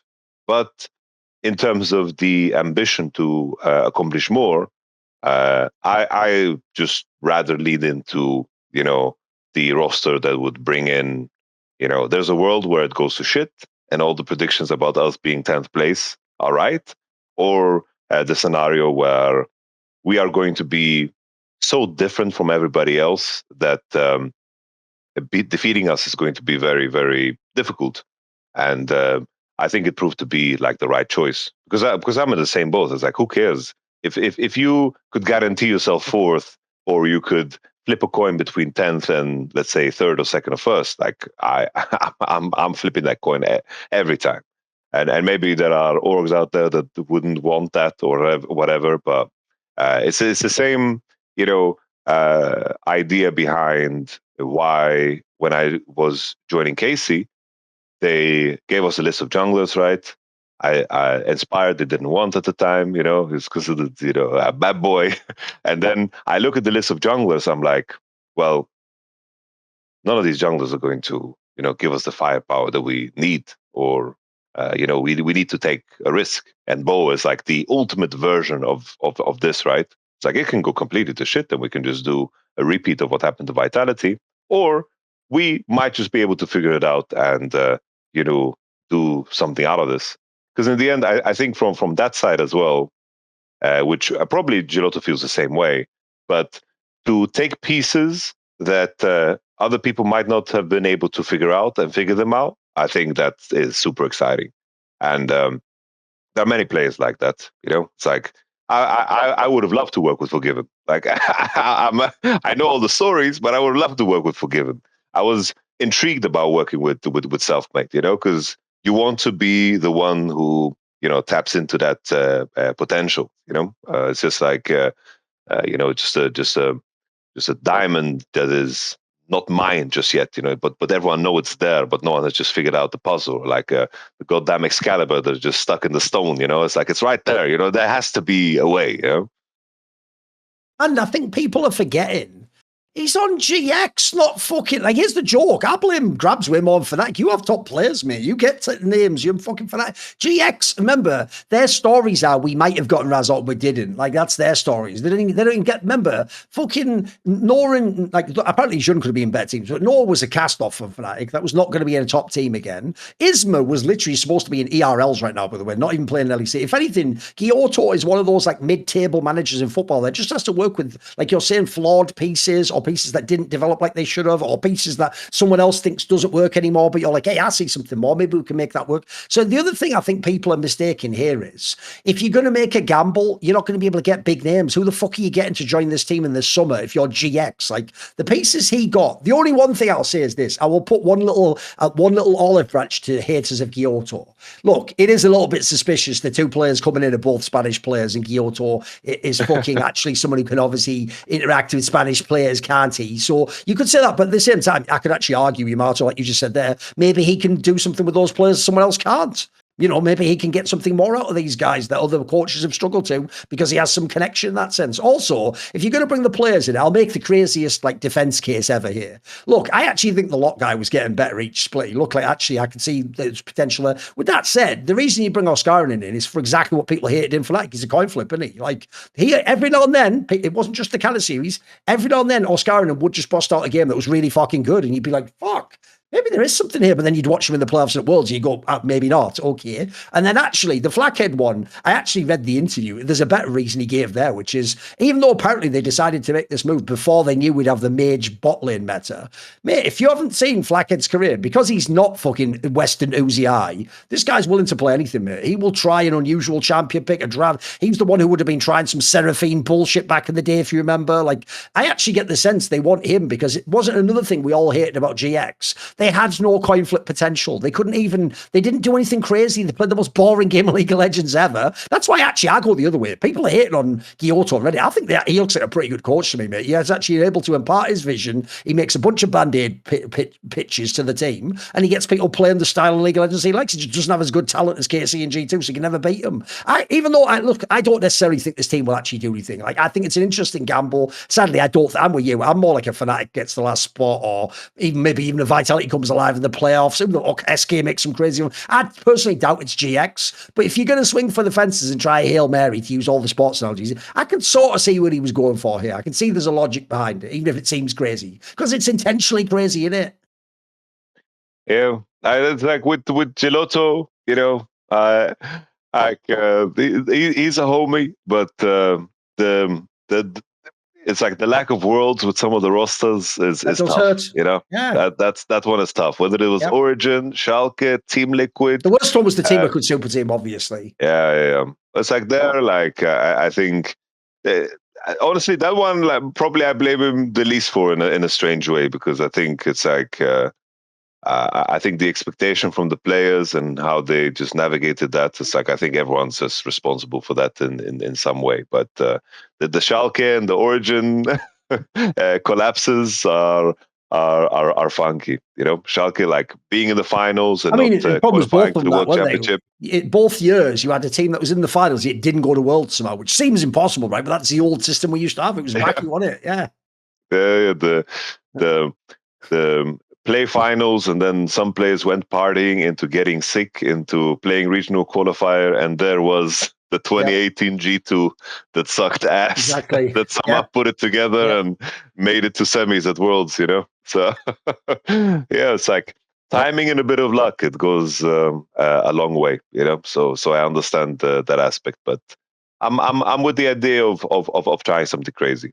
100% on the Flacket change. I felt like Noah, everything that I felt like just from in terms of what kind of a personality is, in terms of what competition did to the guy, it just seemed like competition was like his worst fear, and he just like face it every day, but it was just something he wanted to get Well, away from. you know that thing? I'll draw this comparison very delicately, but there's a little bit of what happened with that Danny guy in Evil Geniuses. The talent's there, but you could just see there's something about playing on stage. It's not for everyone, is it? Like I always tell people this. It's not, I don't even think the average person would be okay, even if they had the skill. You have to be a very particular type of person. It's why so many pro players seem like cocky dickheads.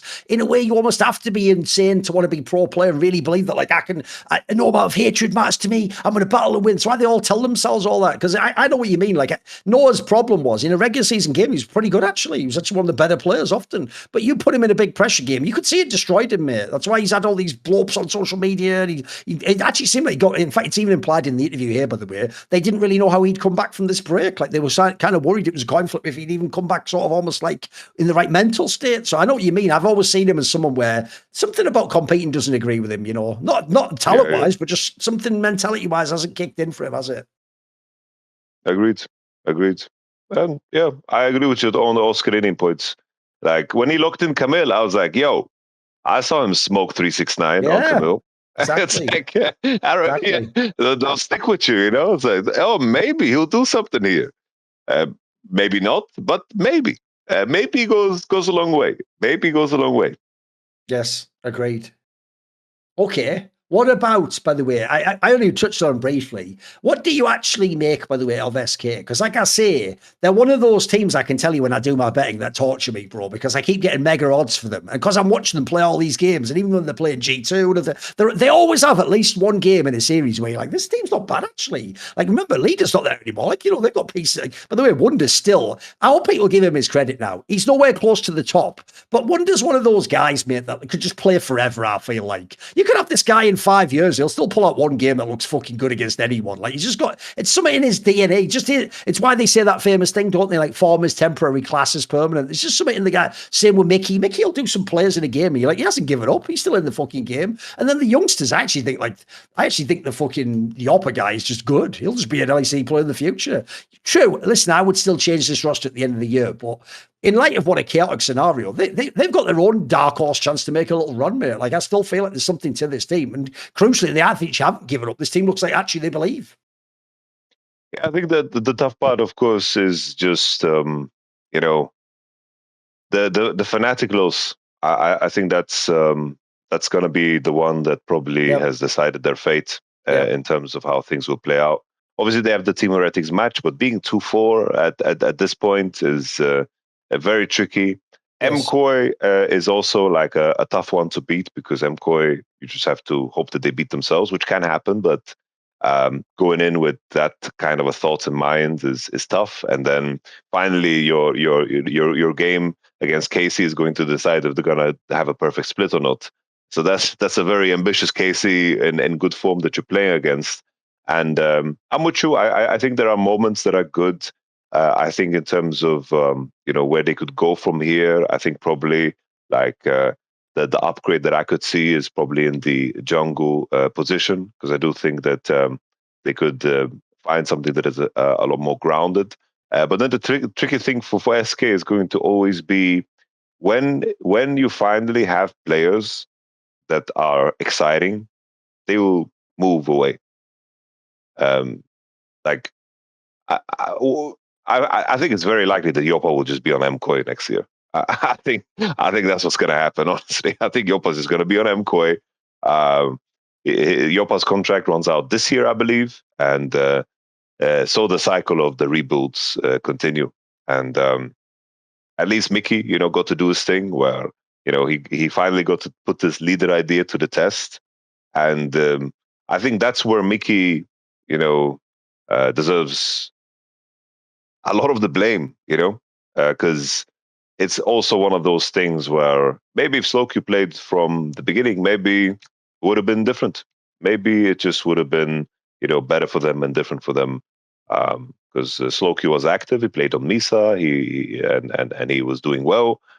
Maybe that was something they could have done earlier. But obviously from SK side, they were like, we want Mickey, so we're going to agree to anything that he wants. And from SK side, I understand that completely. But this is something we said at the beginning of the year. Whatever happens with this roster, Mickey, is on you. You wanted this. This was your vision, and to swap him out coming into summer, it must have been something that he signed off on too. So it was something that only he was blind to. Because in that moment where he chose, it's like he wanted to build a roster around leader. He was saying that he sees something that nobody else does, and turns out that everyone else was right.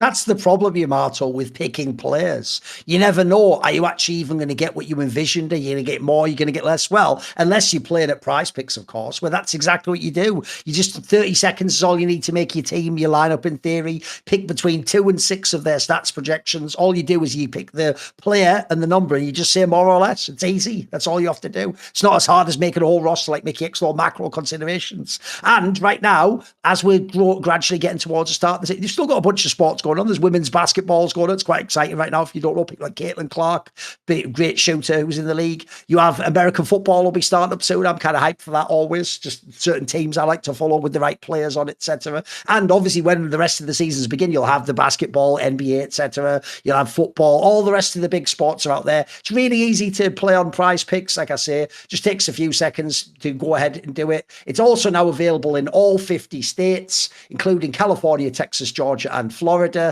And pretty simple. You just go and pick your lineup, make it. You can show your friends what you've picked. You can copy from other people who've had successful picks in the past. There's a million different features on the site, but it's also very, very intuitive. So download the app today and use code summoning to get $150 instantly in lineups if you win your first $5 lineup.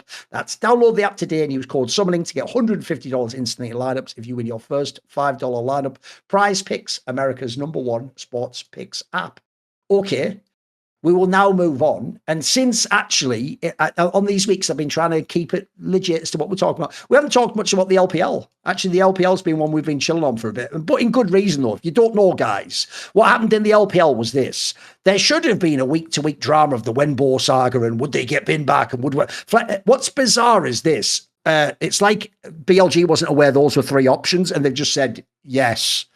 Because Weibo still kept playing, which is like, okay. By the way, he wasn't good almost ever. It just didn't matter. They still stopped almost everyone. Then they signed Flandre, but apparently Bin's still available, sort of. And it's like, what's going on here? So at the moment, as far as I can tell, I think actually, Yamato, here's pure speculation on my part. I actually think this is quite a smart move. I think what they have done for real is ultimately you do want Bin there, especially, by the way, as a minimum as an option. What if it's like a carry top lane Metro at Worlds? This guy, when he's on his game, like you saw at first stand, is fucking unbelievably good. I always think when I watch this guy, this is a sign of the GOATs. Oh, when I watch him at his peak, he's instantly the GOAT, mate. It's the same as what I used to think about the Shy back in the day. When they hit their top level, you're like, mate, fuck everyone else. Fuck Smeb, Flame, all the ones I love. None of them can do this. But you also see him at their worst. And you're like, oh, that's why, though. That's why this guy hasn't won all the fucking titles. And look at this. He's fucking he's playing abusively. He wants to. So I get the Bin one. I think right now, here's my speculation. I think they've purposely done it, Yamato, where what they've done is signed Flandre as a way of keeping Bin's ego in check. Because then it's like, you know what, Bin, if you're the best player and you play awesome, you can be in the team, mate. But if you ever act up, Flandre's there, and then you know what, it's Viper, it's your carry time, baby. I think if it's true, I'm speculating that that's why they did it. If that's true, actually, that's a really interesting move, mate. Because right now, part of me wants Bin back in the lineup, but I'm also worried it makes the team blow up, and some people are saying stupid shit, there's drama. So in a weird way, I don't want Flandre as my first option. But I'll tell you what, pretty good fucking backup though, mate. There's a guy who should be playing in the LPL. What do you think on this whole drama? Because we didn't really address it except at the beginning before we knew if anyone was going to get signed. Yeah, it's just I think the main thing always with players that are like mavericks or are a little bit out there in terms of how they act is it's just a question of, you know, how much are the other players willing to tolerate for the upside of the player? And there's many players out there like that are difficult, but you kind of accept it for them to just, you know, be in the game. And you hope that the players can compromise for the sake of that player. And often, especially in League, because you don't have like, you know, anyone on the bench. Well, in this case, BLG do, so you have some flexibility, but in most cases you don't. And you make compromises for one another, because if, you know, where's the line of he gets away with this? If everyone did it, it would go to shit. And in that moment, there's like a kind of a trust that needs to be built. It's like he's allowed to do that, but you can't do that. And that unfairness can, of course, destroy a team from within if you don't have that mutual understanding that you are accepting certain behaviors from some people just for the sake of the betterment of the team. And it just seems like some players and maybe the coaching staff, whoever, they drew the line for Bin, right? I think the Shy is such a good example because I remember watching like IG voice comms. Like he wasn't saying shit. He was not talking about what he was doing.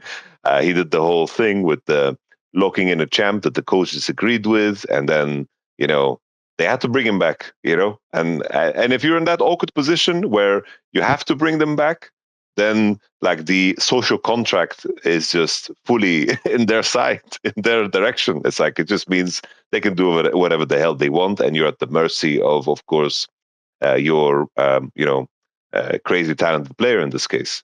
And I'm with you 100%. I think Flandre still gives them, a world where they go into the World Championship and they could still win, the World Championship with Flandre as a player.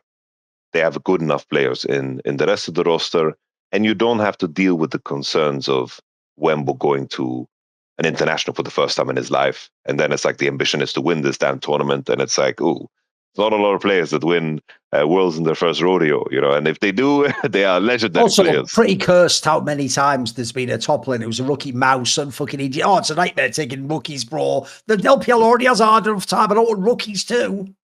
Yeah, it's like Weibo. It's like we see the finals. It's like BLG versus HLE, Weibo versus Zeus. It's like just in the announcement. It's just. That is that meme. Yeah, that's that nuclear bomb versus coughing baby meme, isn't it? Like, Jesus Christ. Yes. But if Flandre is up there, it's like, oh, that's a world's winner. Why not? He has a skill set to, make himself into not a liability. And the carrot and the stick, if you want to use that method, because that's what you need to be able to leverage, of course, if you want to change someone's behavior, because that's the point they reach with Bin, then it needs to be plausible. Like, you can't change someone's behavior if they know in the back of their mind that they can outlast you, And Flandre, I think, is the guy that signals to Bin, you got to change, because otherwise we just go with this dude. And I'm with you that the ambition and the hope should be to put Bin back in the lineup better than ever. And I'm hoping that still happens, because Bin is still one of the most talented players of all time, easily. Even I remember that interview, or not the interview, but there was like a documentary about how Suni went to the World Finals, right? And the coach was just pleading to Bin after they lost, right? It's like Bin, there's 2 players out of 16 top laners that can play Fiora, but there's 15 out of 16 that can play Ornn, and you're the only one that can't. Like, you just need to expand your skill set. Like, what are you doing? You're throwing away your talent, And he was pleading with him, from the heart. He just needs another one of those moments, because he ended up playing more tanks. It was a skill set that he developed. But this is such a pivotal moment for not only LPL but for Bin, and honestly, just for LPL as a whole, because I'm just worried if this BLG core, if it ever just disperses, if they all go in different directions, I worry what comes after. Will we be in a world where there's only going to be like 3 Korean teams that we're going to talk about, and like all the BLG players just scatter in one direction, or maybe Knight can rebuild something that is great again, or somehow I'm not so sure. It's just I worry about that future. No, the other reason why I also want to bring it up is, look, the good thing about BLG was this is why they could even have afforded a world where Bin never comes back, as long as they got Flandre. To me, it was just that the Weibo guy is just too fresh, mate. And even though I could believe maybe a player that gets more splits would be better, it's like BLG's ready to win now. That's the problem. Like, one thing I hate in esports is when I have a roster that needs to win today, I can't be bringing on a rookie or developing, because I need the person who could win today. Like, our roster already with Bin could have won everything. Like, they could actually be sitting on the golden road right now. So with Flandre, it's still possible at least. And like I say, it opens the door that we can just get Bin back in later. Because to pivot though, bro, I'll tell you why the rest of the LPL's been boring. Mate, the hardest question literally in the whole league right now is who is second and third best. Like, believe it or not, from watching the LPL, because I watch it religiously, especially in the fucking Legends group, mate, the Ascend group, rather. Right? I can tell you right now, I actually, for me, I think the second best team now is anyone's Legends, bro. If people don't know, even though they let Flandre go, I think the Breathe move was quite a cool one because he has his own carry threat. They've looked good. Meanwhile, you look at the other teams. TES, mate, is a coin flip. Flip a coin. One day they play great, the next day they lose to fucking nobodies. JDG, I don't even understand. They beat BLG when they got Flandre, and then they can lose to LGD. And I challenge you, go and look at the LGD roster. Like, fair play to LGD, they won a lot of games this split, but you look at that roster, how is that roster even in this group, bro? That should be a fucking Nirvana group. That's a bunch of nobodies and bombs and people we all made fun of for years. But they can beat JDG somehow. So the problem all the other teams have is they show them glimpses of being very good, but they also just lose to the most inexplicable games. So what do you think? What do you think of JDG at the moment? Where's your head at with that?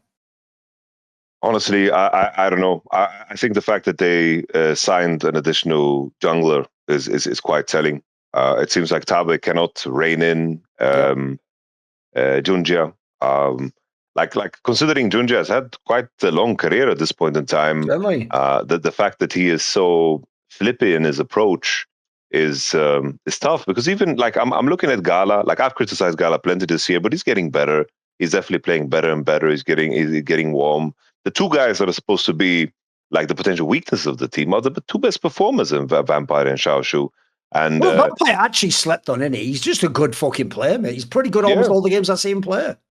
For sure, yeah, 100%. And I think the continuation from CFO in terms of what they managed to achieve, both regionally and then, of course, internationally, actually being relevant. I just expected a different type of continuation. But HongQ, in many ways, like, reminds me of, like, if Vladi had the winter split the whole year, that's what HongQ had. But then it's like this year is just like fizzling out in some way, and still, as a very young player, you need to go through the process of figuring a lot of things out. And this just seems like a down year for HongQ and JunJia. Maybe it's just the LPL is very different from the LMS, where, of course, you're a big fish in a small pond. But here, I don't know. I just JunJia, it's so damn egregious. He's very similar to Kanavi, but Kanavi, look at his teammates. Like, it's okay. He gets away with it. Here, especially in the LPL, in terms of what the jungle pool is, I think that you just don't get away with that level of inconsistency. It's the same for top esports. It's like Tian is underperforming, and then LGD just smokes you. It's like Hang just looks like the GOAT. It's like, what's happening? It's like Tang Yuan is just smurfing, and you're getting pentakilled on. It's like your jungler is like the main position in the LPL that can be never caught slipping. Like, if your jungler is underperforming, you can lose to many junglers in this league, in the upper bracket specifically. And I think that's a big part of why AL is strangely consistent in all of the chaos. It's like Tarzan is just playing goddamn solid, regardless of who he's playing against, which just gives you a very strong foundation for the game. Because a lot of these series that just swing in one direction when the underdog wins is usually because the early game just goes so bad.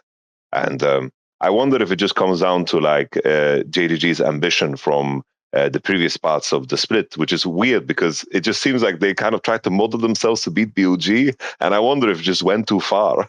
I wonder if it went too far and they lost themselves in the source of what it's it the means to be monkey like. paw, isn't it? Because you're right. Yeah, they can beat BLG. It just means you lose to random shits as like LG. What the fuck? Oh, we should have been more specific. I don't know.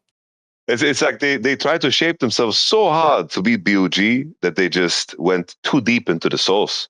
I remember in Spring Split, it was the same thing where they drafted so heavily to win lanes, which makes sense against BOG, that their comms made absolutely no sense. I remember there was like a Tryndamere and a Karma support, and the jungle was like Nafiri, and I'm like, wait, what's brewing here? It's like, I understand the isolated idea, which can be good against BOG, because BOG is a team that just isn't good if they don't win the early game. But luckily, they win the early game against 99.9% of all players and teams, especially the bin version. Right now, it's a little bit different with BOG in terms of how they pace their games. And JDG, I think that they've lost some of their individual qualities that have made them good in that process of trying to achieve that.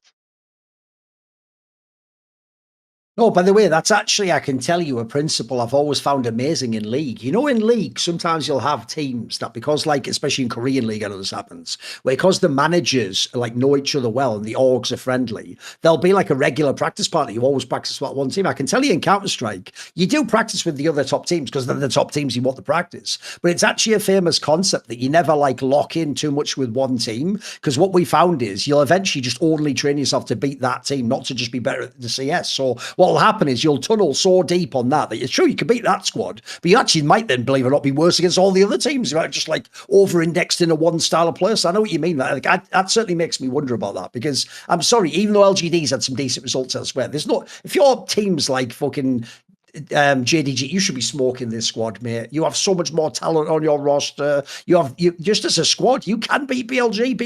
There's not many teams in the world can beat BLG. And by the way, if people don't know, that was BLG when they got Flandrian. That wasn't the Wenbo version. The joke is the Wenbo version used to beat every other fucking team as well. So who even knows? As I said, the WE, the TS one's the biggest bomber of all, bro. Because first of all, I'm sorry, I don't think that support change was a good one. I know people behind the scenes claim there's some reason they did it. That just looks like the Erha move all over fucking again. And then also, the other thing that bombs me out about that one is, as you say, mate, this is why people have to remember Tian didn't start the year on TES. When they had that guy, the Nayu guy, who apparently was match fixing, he actually was a talent, but he was a very, very flawed gem. You know, he had some games that were good, some games that were bad. Look, maybe there's a reason some of them were quite bad. But listen, bro, I can't know if they were real or not, can I? The difference is when Tian joined that team, they instantly looked twice as good. Like, he brought a level to them. But you can see they're like, Tian in this team's like El Yoye and MCOD. They live and die by it, bro. If he ever has a bad game, you just cooked. There's no game. You don't get to have a game of League of Legends after that. So I think you put a lot of pressure on his fucking shoulders, man. I'm sorry, as you know, for whatever reasons, I'll never let it go. I'm loyal. I'm a ride or die, and I will hate Zhuo till the ends of the fucking. I'll hate him till the universe dies of heat death, bro. The last moment of heat in the universe will me going, fuck you. And we all just die and just become rocks in space. It's like that scene in Terminator, but instead of the thumbs up, it's just you. Exactly. Fuck you, Jewel. Fuck you, bro.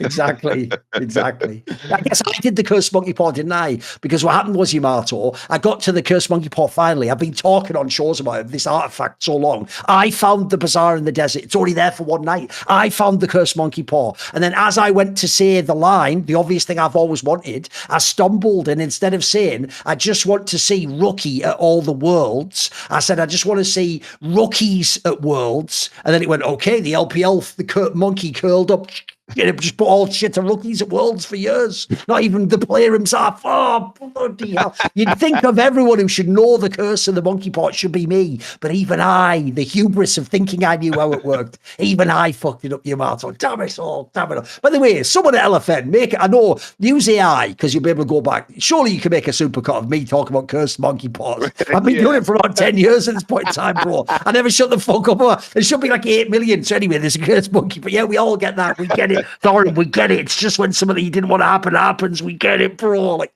I'll never let it go. The cursed monkey paw, it's here for the end of time. It's all good. There's one. Maybe I could find a cursed monkey paw and get a new fucking saying. Because I've just got about 7 that I can. Here's the joke. We all know them. We all know. Problem is, then I'll get a new saying. It'll be even more annoying. How about that? That's probably how it'll work in it when the paw curls up. All right, I have one more question about the LPL, though. And it goes like this. I said it before. The team everyone's sleep on is anyone's legend. Even though I actually do think that's a weird move to make. I don't think Flandre did anything wrong. I get that gamble. I think it makes sense to me, Yamato. I've always thought Breed's a mildly slept-on player. He's always been, for me, an above-average top laner. In the right metas, he's clearly a carry threat. What I like about this team is they need another real carry threat. The real problem they had was, if Shanks ever played dodgy, it's like, bro, we've got old man Flandre, Shanks is playing dodgy, and then Hope is just like a mid-fucking ADC. I'm sorry, LPL has so many more talents than a Hope. So I actually kind of like this move. I think it gives him a little bit more punch. You know what I mean? Definitely, yeah. I think that just having a wider range of play and options, and Breed seems to like it clicked way better than Flandre on BLG, for example. So maybe there's, in terms of how everything plays out. Like we will see where all the chips fall, which is the funniest part of LPL, is that one player gets replaced and then you get sent somewhere else instantly. Like I don't know, they got each other on speed dial, these GMs, in terms of how fast they move and how fast players find a new home. I think Breathe has landed well. I think that Tarzan is thriving outside of like that WE series, because Monkey just works a very certain way in terms of how he attacks you. But usually, historically, that's been a good matchup. So I think maybe it's just an anomaly. I do think that AL as a team, when everything around them is kind of crumbling, I think in terms of who received the biggest benefit of the change they made, because it's crazy to think about, but everyone has literally made a change. So Beast was made a change, BLG made a change, they made a change. I do think that they have received the biggest benefit of the changes that happened in this little off season or during season 2. I do think that Breed has made them a lot better. Also, they're actually a team where we complained for the whole fucking year. Like, they didn't make any off-season move. They even let Tabe go. Mate, they were only going down that team. They were kind of in their own way, the GX of the LPL. That sense, you knew exactly where they were going to. They were never going to be number one. They were always going to be competent, but they weren't going to win. And even worse, without Tabe, if anything, surely there was no future. So even though I still don't know about the coaching of this team, I think that move's already worked. Actually, it's looking to me like, because the LPL itself's a bit of a mess right now, with the, funny enough, also a mid-table where no one knows. And by the way, in amongst all this, maybe Team W even does just sneak in and steal a world spot. It's totally there. A lot of these other squads could shit in the bed. I could see both TS and JDG shit in the bed. So the difference is, if you're AL, you could just smoothly come in as the second seed for the fucking playoffs, go to Worlds, and actually, you know what? Let's just see what your draw is. If you get the right draw, you can still fuck around and be a team in the playoffs, messing around and doing something. And by the way, I'll put this out there for the millionth time. If Shanks ever gets his shit together, then all bets are off, bro. Because you've still got Tarzan and Kill, and they are studs. Like, you can imagine a world where Hope really can just, in that world, be the goomer of his team. All you have to do is just chill out, mate. Let the other people carry the game, find your angles. If you can do that, you can win. So this actually makes Anyone's Edge way more interesting for me. I was kind of a bit out of them because they were just kind of a known quantity. Actually, as you say, with all these teams making gambles, I think their gamble was a good one. It's one of those ones where you pull the trigger on it because you just have to. There's nothing, you don't really lose anything by trying at this point in time. They were also, by the way, in really bad shape before they did this move. Like, they were looking fucking dodgy. They've won loads of games now. They're looking really good. Yeah, like even just their EWC was just so damn ugly in terms of how they played. Obviously, it's a soft tournament, but they didn't make MSI, so like this was the one to just stand tall in and to prove something. I also think, just as a hypothetical, because there was conversations about Ben leaving BLG, but the buyout was so absurdly high. Like I just want to imagine a world if Ben was on AL, like that would be like a constellation that would be like similar to the HLE constellation almost. Yeah. It's like it would be very similar to HLE in terms of like the player attributes. Hope could lean into, the weak side guy, and then you just have a game plan surrounding very, very specific carries. Because macro was always there, early game was always there, junk super was always there, just firepower. AL at their best was when Shanks was smurfing his hands off, and he was arguably the best mid laner at that MSI where they almost made it all the way. They lost in the game 5, of course, on him playing Silas. But as you say, like if that falls into place, like it's weird because I think it's like really draft related. I think he should be playing more melees. He should be a lot more cynical about what he slams, because I see glimpses of that when he's on the Silas and the Akali. So I do think that this AL team has a lot to offer. I do think if I made a prediction now, in terms of which 4 teams are going to be going, I feel like the standings are fairly accurate. I feel like WE, TES, AL, BLG, I feel like that's very fair in terms of the expectations. No, I mean, by the way, if you ever did that hypothetical move, the idea of like pairing Bin with Tabe again, and then it was obviously with his on BLG years ago, and then also, mate, can you imagine someone like Tarzan accelerating the game for Bin? That'd be really fucking hard to deal with. Because by the way, Tarzan's one of those players where he's like inspired. He'll just get whoever can get him ahead in the game. He's really ruthless like that. He just wants the player that he can do something with. His problem was, like I said, he had like 3 carry threats that weren't carry threats. It's like, cool, it's me and you support. Are we going to carry the fucking game? We're not the carries. All we can do is facilitate other people carrying the game. And then the coach would be like, and here's your Sejuani. It's like, brilliant. Well, see ya, I'm off then. Fucking, what am I supposed to do? Not even Lee Sin meta. Anyway, that's enough about the LPL. I think we talked enough about that, right? I have got a fun angle before we talk about another region, which is, I've got another poly market for you. This is just a silly one, but I thought for funsies, we'd do this one. So it's been open like over a week at this point in time. It is, will Cadril reach Challenger? So we're assuming on EU West here. Will he reach Challenger before the end of the year? So before the end of 2026? At one point it was at one point at like 44%. People still believed for a few days. It's now really low. It's now down at 13%. So the question here is just, will he reach Challenger before the end of the year, Yamato? It's a pure speculation. Things from Solo. Will Cadril be a Challenger player by the end of this year? No way. No way. You know, it's like, it's not only because it's just extremely difficult, but the ladder is just like we have a player on 5,000 LP. In terms of what the ladder has become, it's just a grind fest. It's just a grind fest of queuing mid, and then it's like the changes they make to optimize the ladder doesn't take into account all the things that have already occurred under the previous problems.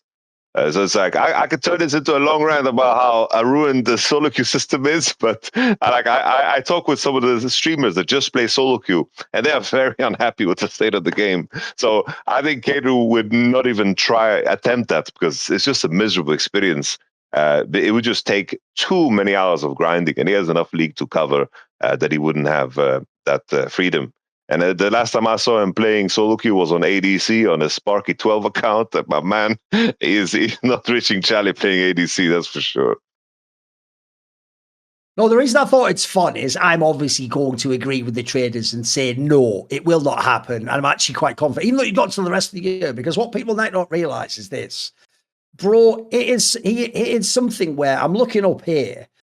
It looks like years ago was the last time he was like a top challenger player, mate. Remember, he wasn't a player for many, many, many, many years now. And he's been doing all the, think about how many hours he's co-streamed all these years. And I don't think people appreciate this. People hear these stories of like even people who aren't top pros anymore, like what was his name? I'm trying to remember the name of this guy. Fuck. What was the name of that guy who was a Korean player who played, I'll have to look this up actually. Thinking of Imp? No, he was a support player, and he was in like LMS at one point in time, and then he was in LCS not that long ago. Who am I thinking of? What the fuck is the name of this guy? What was the name of this guy? Let me double check. I'm trying to think of who the fuck I could be thinking of. It's not Core JJ, obviously. Fuck, who else could it even be? He was on like, I think like, was he on NRG or something? Who the fuck am I thinking of? I'll look it up. There'll be a way to find this. Problem is, I've even done a reflection with this guy. I'm just blanking on his fucking name. So I'm doing a live talk show right now, aren't I? So I wonder if I can even find that by putting this in. Who could it be?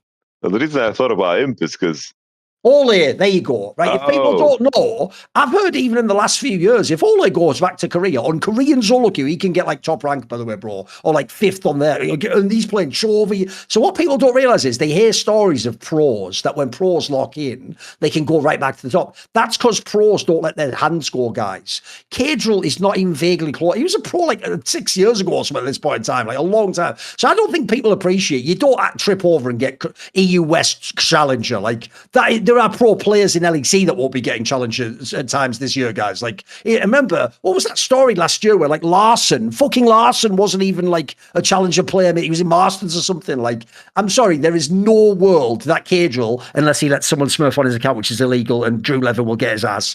There's no way he's getting fucking challenger. I'll say it right now. I am saying no for that, and I would take no all day long. No matter how much you love Cadril, if anything, what you love about Cadril is why he's not making challenger, because he's being entertaining doing fucking matches in me. You'd have to grind the game. And as you say as well, people also misunderstand. The most busted thing about Challenger now is it's not even about skill. It's about can you put infinity hours into the game and dodge the right people and get on the right... And you have to game the system so hard now. It's like, he's not making it there, guys. He's not. So I will safely say I don't believe he will be making it there. So, okay. That was just a fun little side topic, just so we could make that point. Because I also think people need to know, I don't care if you once got matched with a player who once was challenging, you did all right in that one solo queue gear, that you would never make it there. It's really, really hard. Like, we just talk shit on them, because I always say this. I've always made this point, Yamato, when sometimes pros will say to me, why do you say players are shit though? Like, that player isn't shit. He's better than 99% of players. I say, yeah, but that's the point, bro. Pro play is the 0.01% of the top of the whole world. And since that's the entire spectrum we're talking about, relative to that spectrum, some guys at the bottom is shit. But the point is, yes, he's obviously better than like every person watching the show. But if we did it that way, we wouldn't have a show, would we? Because everyone would be really good. Like, and then I have to talk about Wu Light being one of the best players, or you know what I mean? Like, Checker Lad's a fucking monster. He is compared to normal people, but compared to other pros, he isn't, is he? There's a difference. That's what we're trying to make. So anyway, I thought it'd just be a fun thing to make that point. Anyway, let's talk a little bit, because I hyped it up before. It's implied, again, who the fuck knows if this is true? It's implied this is when Inspired comes back. He's supposed to be on his way back now. Isn't he supposed to play this week? I believe that's the hype, isn't it? Isn't that what people are rumoring, that he's coming back now? Armeo has left. He's left the team, so he should be back.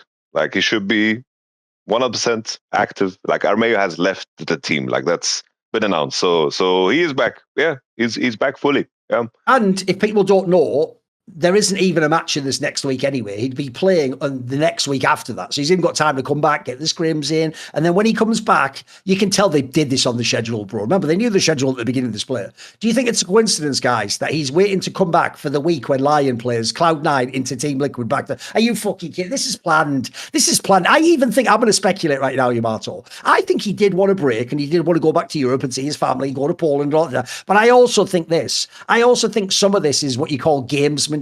Like, they're fucking with people like you and Liquid. They're letting you all believe, like, oh, maybe we're the better. We're beating everyone and winning scrims. And it's like, yeah, but you haven't played the real Inspired Lion. Like, until you play that team in scrims in a real game and beat them, you can't have that confidence of, like, we're better than them. Because as he even said it in my interview, because he's so cocky, he basically admitted that, like, yeah, I don't really give a shit about the regular season, because it basically, his job, like an expect hero Caps, is, you guys have all the regular season wins. I'll just fuck you up in the playoffs. And as long as I always think I'm the best, in a weird way, that's actually kind of a cool mentality, because it allows you to not like get bothered by a regular season week 4 loss like we're saying about the G2 one. You know, like, I'll wait till that guy beats me in the upper bracket, then come talk to me. And Inspired, by the way, it's not just some hype. He thinks he does run this region, bro. He thinks he's the fucking final boss, and this is his region, and no one else gets to win it until he says so. And you know what? As of right now, I can't really argue with him. It's kind of right in it.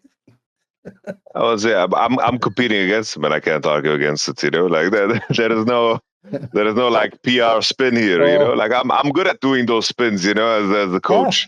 Yeah. But here it's like, yeah, it's like you know, proven until otherwise. You know, it's like you know, it's you know, when people complain about, you know, what Inspired says, the thing is, you can say whatever the fuck you want if you keep winning. It's just how it is.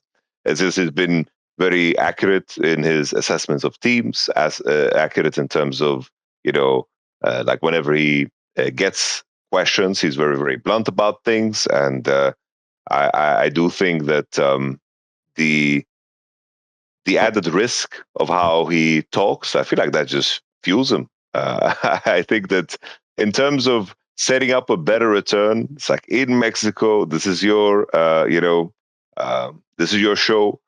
This is your home ground. They've been kind of cursed recently, so maybe there's a world where Lion lose both games because they play C9 and Team Liquid. You know, those are the two best teams to face off against right now.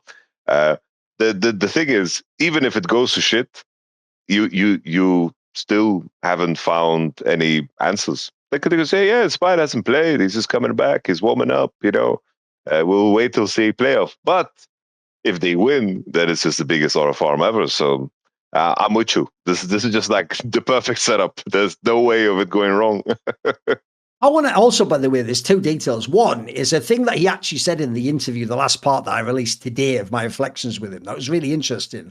Bro, this is where people pick the wrong drama to get mad about. You know, people are mad only because he beat G2 at MSI of like, why didn't fucking G2 sign him? It's like, that doesn't make sense GMing wise, guys. They've got Skewmon now. Like, you're not going to kick Skewmon and take Inspired. Like, I'm sorry, in that scenario, Skewmon already looks like 99% of an Inspired, and he's also way ahead on the trajectory. Like, he could become like maybe even better than Inspired one day. Then if you go and look elsewhere, look, the KC one, I do think that's where I would have gambled. If I were them, I'd have thrown a blank check at him. But again, the implication is they think they axe their leader or something like that. You know, I don't even hate the MCOY one. You have the whole team's built around him. That was actually a signing that you wanted. Like, but here's the one that's crazy for my interview. This is where people should be mad.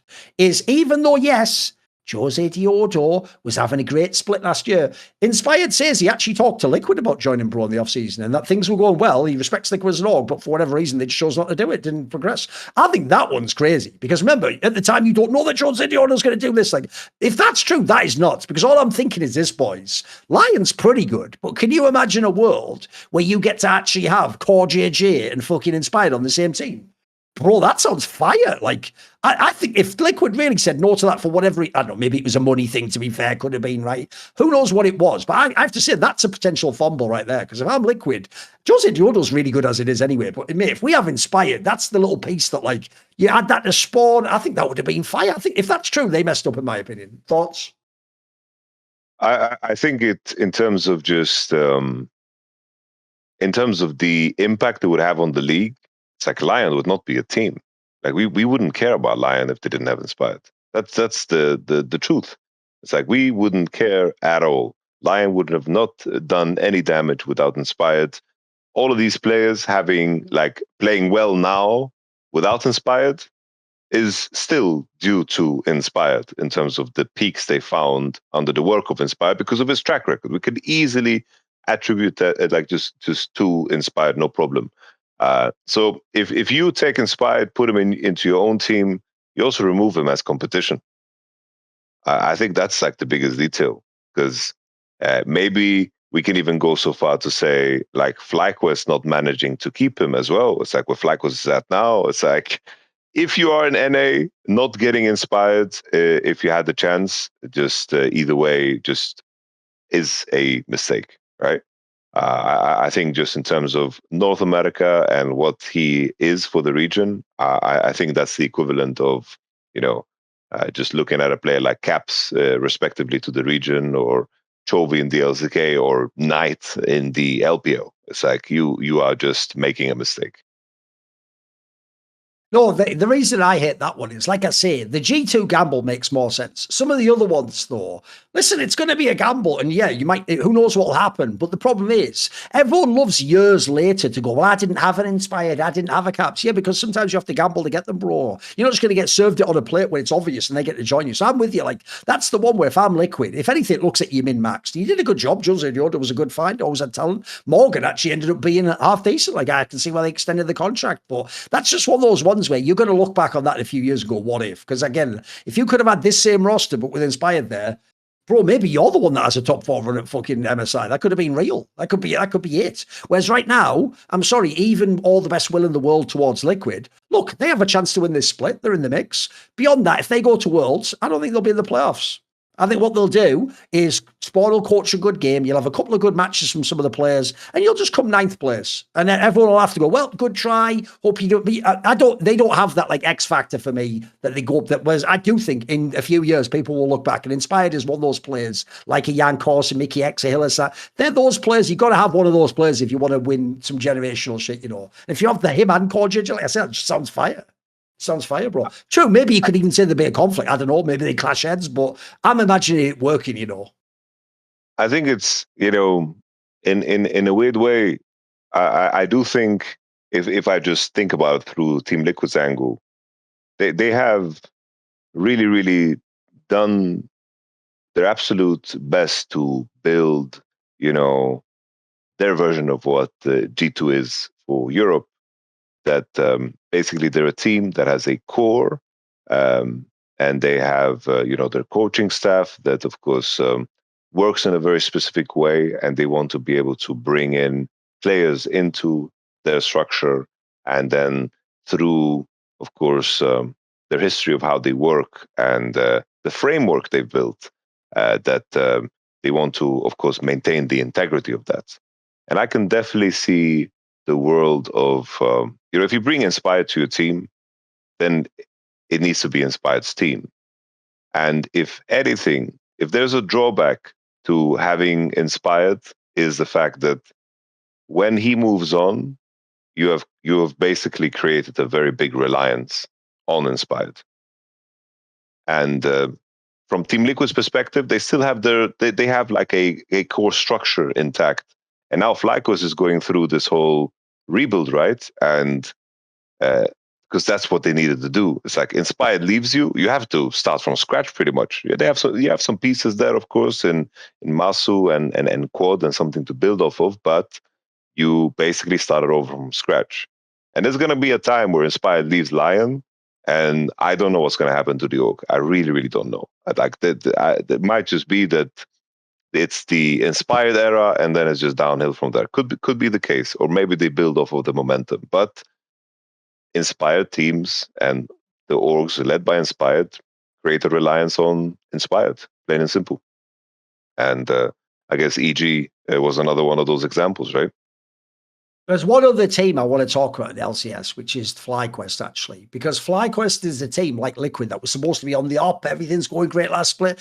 Bro, they're in a tough spot right now because remember, they lost to Lion without Inspired. They lost the games to Liquid and C9. They did beat Disguised, I think it was. But if you look in this next week, they play Sentinels and Dig. And bro, they're 1-3 right now. If they lose even one of these games, suddenly it gets a bit sketchy. You know what I mean? They can get a bad seed in the play. They can maybe miss the playoffs because people are missing. If you haven't watched the league this year, Sentinels actually isn't as bad as they were. Like they have the odd game, they fuck around and look half decent. And it seems like the squad's, I think it's a half decently coached team too. It's a golden glue one if people don't know. I'm not really a Disguised fan. Look, Dig is obviously the team that has fucking Dardoch. There's that angle, isn't there? So we can maybe get an interesting game for the likes of the Griffin, etc. Where's Fly at for you at the moment? Any concerns? Yeah, FlyQuest is a strange team because they are so contradictory to what NA League of Legends is, but in the worst way possible. There is no degree of safety. There's no degree of like planning. There is no degree of cautiousness, and ultimately, like the moments of, let's say, the good moments for FlyQuest throughout the entire year was off of the back of that. But in terms of building on that, I've not seen anything there really. I think their approach to the game is very, very. It's like ogre-esque. It's very, even our game against them, Varus and Syndra, they like both Quad and Masu, they were in such compromised positions when they're playing Syndra and Varus with some of the longest range abilities that you can have in the game. They were always over posturing, getting caught, getting engaged on first, and always in the pursuit of something so meaningless in the game. And I feel like that can be true for the entire team. I think that they play formulaic in a way where it doesn't seem to be tied to game conditions. They just kind of either they open on side and just try to fight on side regardless of the condition, or they do so on mid. And I think that just doesn't work because I think at this point everyone knows what they're going to be playing against when they play up against FlyQuest. And I think that if you wait long enough, they're going to give you the game. And if anything, like I can definitely see teams around us. Like the teams around them have some smart players. Like you mentioned Sentinels, Digna with Dardoch. It's like these are players with experience. It's like Sentinels has Impact, Hui. These are real players. Dardoch's a veteran. Yeah, absolutely. It's like these are definitely guys that can like look at a team like FlyQuest and be like, yo, we can approach them in a very narrow-minded way that is not going to work longevity-wise, but in that particular matchup, we can approach it a very specific way to grab a win. And I think that's the danger of Flackers right now. That there is some sense, moments of talent we've seen throughout the year, but the growth hasn't been there at all. Like this is a team that, for the lack of better words, I feel bad saying it, but this is a very, very stupid team in terms of how they play. Okay, well, that might seem like a harsh thing to say, but did you know, as a fan, you could have your say on Summoning Insight? And suddenly, emergency fan topic. If you are a premium subscriber, you can suggest a topic for us. Go to lastfnation.com, sign up for premium. If you do, you get to pick what your favorite show is. If you pick Summoning Insight, then Yamato, and me as well, but I do a million shows anyway, Yamato gets part of the money that comes from the premium. Also, you will then get ad-free versions of all the shows. You get all the exclusive things. By the way, at the end of this one, we will do another one of those Q&As that goes behind the paywall, also from your questions. But please go, and if you are a subscriber, put questions in the channel. Make sure you say Summoning Insight. Similarly, for topics, say Summoning Insight and suggest a topic that we can discuss. For this one, it's actually quite a simple one. It's more of a historical question. Talon says, who is the true king of spring?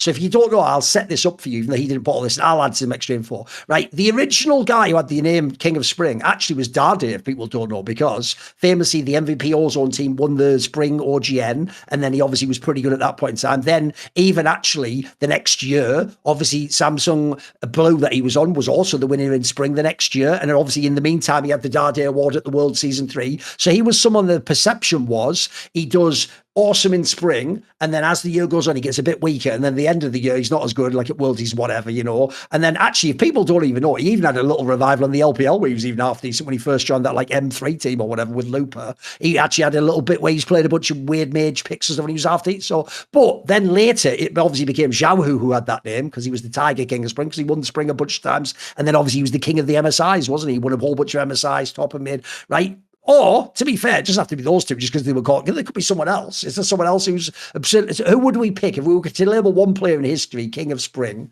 Who else would even be in the mix? I'm trying to think who else there even would be. Is there anyone else that's exceptionally good at spring splits? I think just the connection to MSI is just too strong. Like the fact that RNG has, I mean, winning 3 of them is pretty good, isn't it? 3's pretty good, bro. and also doing it under 2 different roles. Yep. It's so hard to look away from that, because that's like by definition, like having the MSI trophy means you're the king of spring. Yes. And whoever lifted that trophy the most amount of times has to be that person. It's hard to look beyond that. As I was thinking about the question, I was thinking about the weirdness of not necessarily that it applies to the question, but the fact that the T1 splits that they won most recently was like spring splits. It's like it was the first initial one, right, in 2022, and then it was also the one, I believe, in what was it, 2020? I think, yeah, 2020, yes. Before Damwon. And I'm trying to think further back, but that's something that stuck out in my mind as I was reflecting on the question. Problem with that is you can't really be like, Faker is the king. He was the king of everything. What are you talking about? Like, it doesn't work to say, I know you. Yeah, by the way, it wasn't that. Here's the thing. It wasn't that great a question. But fair enough. It was an interesting one to give that little historical lesson for people if they don't know. And also, a lot of people won't even know who Dade is, or maybe they barely. By the way, remember, if you go back 2018, I'm sorry, there's a lot of fans now who won't have been around for that long. You've probably followed 3 or 4 years ago. So to you, that is ancient history. That's 8 years ago. But to us, it's still fresh in our memory. That was when Yamato was still doing speeches to people, telling them they can make it, etc. Now he just tells himself that before playing a children's card game.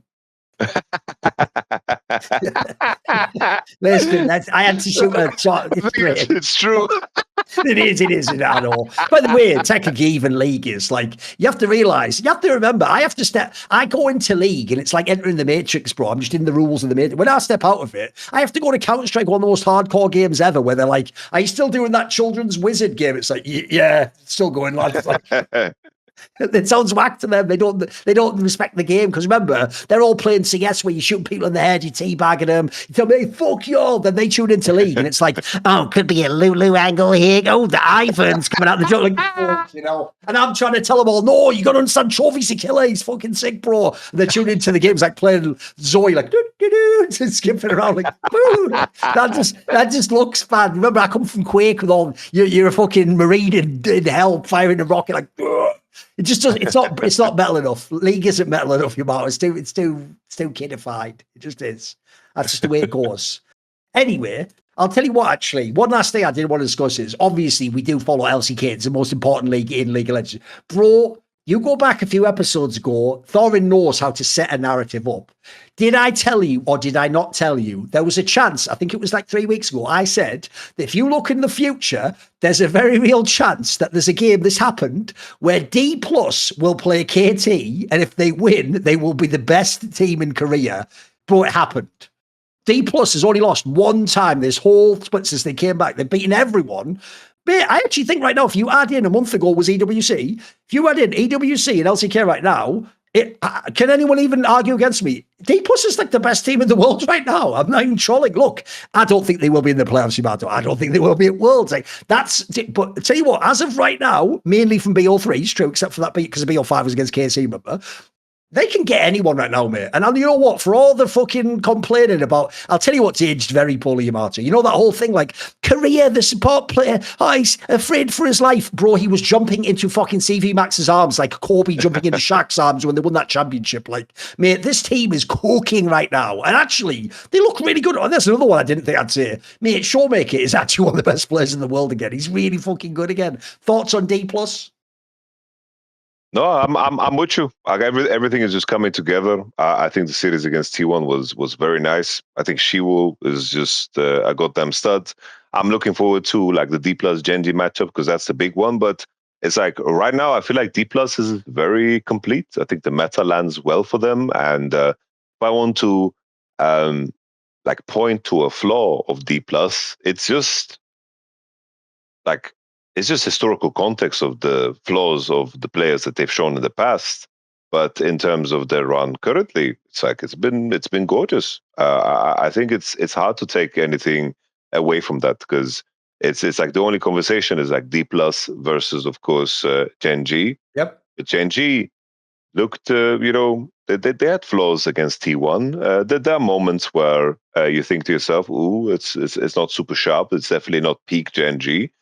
So you can definitely make the arguments. I'm with you though. Like when it comes to the playoffs, it's hard to imagine them winning because you just have too many players that are going to ramp up with the importance of the stage that they're in. Because I think that the mental exercise of the importance of these matches is definitely someone like that's a mental like argument that might be more difficult to make in terms of the significance and the importance of the games. I understand the home ground can be impactful in front of your big fans and so forth, but I do think that currently just based on eye test, without calling them the best team in the world, if the question is who has had the best eye test over the span of the last month, D+ I think wins. No, I mean, I think you just have to give it to him. That's why I say, can you even make an argument? And also, with BLG fucking around with its top lane, we don't even know if the real BLG is going to be there. Like that's far from gone here. And as I told people like 2 weeks ago, the only reason D+ isn't top of the LCK is because the records carry over, and they were so underwhelming in the previous part. This next week, which is the last week of the regular season, if people don't know, they play HLE and Gen.G. Bro, if they win those 2 games, no one's going to be able to say shit to this team. Like, they might still not do it, but I'll tell you what, they're going to be fucking hype. And actually, let's spin it, because obviously we did on the weekend have the massive stakes Gen.G versus T1 game. And I hinted at it early in the episode, bro, these home grounds already, I did a whole episode, you can go watch it on the Four Horsemen, about like what the economics of it are. We had Gen.G Arnold there, right? And I can tell you, they cost like $1 million to run those home grounds, mate. It's like big fucking money. And he was even saying, this is where League is at the moment, he's not even trying to break even. His whole thing is, can we just come close to breaking even? That would then like justify doing it and doing it as a future thing. Well, I'll tell you one thing right now. It's what Mkoya was worried about. Gen.G already had it earlier themselves, and T1 just did it. The most embarrassing thing is this, bro. You set up your home ground, so it's all about you. You get all your matches scheduled there. You always get a big game because the league's playing ball with it, by the way. The league are giving you big matches in the schedule when you agree to the home ground, because it's agreed many months in advance if people don't understand. You get it all set up. Your dream is that your team does what KC does. You smoke the home ground. We call them road trips in the LEC. It's the same concept. You smoke the home ground. Everything goes great. You sell 1 million shirts. You do all the fan interactions, all the sport. The nightmare, mate, is that you just lose all the games. And somehow that is happening. So I don't think people realize. What's funny is, Yamato, when I do my betting, Normally, if that was a regular LCK game with no extra conditions, I would actually take T1. Because what I'd do is I'd go, everyone's going to give GenG the odds. But if you know how T1 work, they're always the team that when GenG looks good, just get the odd win against them, aren't they? But I actually purposely picked GenG because I remember thinking, bro, I know who the pressure is on, and it's not GenG. GenG is fine right now. T1 is under so much pressure, it's crazy. If you don't know, guys, ever since literally like MSI, they've been getting those trucks over and over again. And those trucks are having different, some of them would say things like put Owner back in the roster, get rid of Doran, get rid of Joe Marsh, get rid of Tom. The fans have just lost it completely, the T1 fans. Like, they're really mad. And if you look right now, mate, here's the joke. For everyone banging on Doran, Doran's not even that bad right now. He's doing all right, actually. Piers, I think, is unbelievable. I can't believe how well he plays, considering how fucking bad his team is. But everyone else, literally, Kerry is not as bad, but he still has his moments. Owner has had so many criminal moments. They literally put in, I thought, a very average fucking academy player. Who, to me, that's more of a, I don't want Owner in rather than I want that. I don't believe they really wanted Painter in the lineup. And then, as I said on past weeks, mate, Faker's had some fucking sus-ass series recently. Like, some complete ghosts where, again, if his name wasn't Faker, if his name was, mate, even top players like Zeka, people would be criticising the fuck out of this guy. Like, we expect him to have big games. So they are in a tough spot right now. They've just let the fans down and blown this home ground. Mate, I think if they don't make a run here, and by the way, God forbid they actually somehow, with all this revival of D Plus and KT's, if they don't make worlds, I could actually see a world where people get fired for this, mate. Like players get fired, coaches get fired. Like, it seems like, remember, every other time this happened in the past years, they came back in the One Worlds. It was all good. We can all forget it. People probably don't even remember the dramas of the past summers. Even though, again, we're running it back again, mate, this is dangerous. T1's, they're in a tough spot right now. What are your thoughts on them? What happened in that game? What's going wrong? Yeah, I think the first game, at least, it was somewhat competitive. I think partially because of just Canyon's inactivity. Like I'm just watching these GenG games, and in the second one he was very, very active on the job, and definitely. But there's just some games where Canyon he's just a shadow. Like he just kind of matches the plays that occur. And GenG got into this game because T1 pretty much botched like a dive. That's what kind of got them into a game. But in reality, if they execute that dive properly and Lee doesn't get anything on the map, then they're going to be in a hard game. So that's like where GenG is at. There were some team fights that they kind of played well in. Like definitely the individual talent is there. We had a good Oriana ult, but in terms of how it ended, it's like T1 make enough mistakes now in the later parts of the game from their individual players, especially from the players that don't contribute much to the early game. You expect them to be very sharp at the later parts because that's their whole shtick, that's their hallmark in Doran, and of course Faker, or just how good, of course, Owner is on the objective in terms of his smite. That's something that you just expect to be inherent.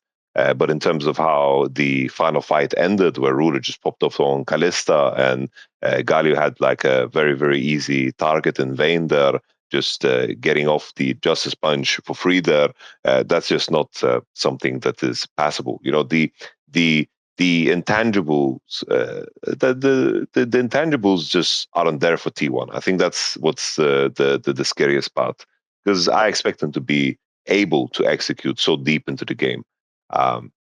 And the main thing for me is that the internationals showcase it. Their form in summer, I think playoffs obviously is going to always tell us a very specific tale. But the main thing for me is that it's hard for me to believe in a world where Owner is suddenly going to get back into peak form, because it just seems so distant at this point in time. I think that second game was criminal from Faker and Owner in particular. Like that Twisted Fate game was very, very hard. But once again, it was like one of those things where Keen just fends off like 3 people. He just does it. And then eventually Chovy TP's in and he's like, all right, let's do some collecting here. And once again, the impact of Canyon is not necessary because the laners of GenG are just so damn strong. And then you usually have to measure it through the lens of what will T1 offer that is going to be greater than what GenG can offer. And if Ruler is going to play like this, he got caught once or twice on the Ezreal.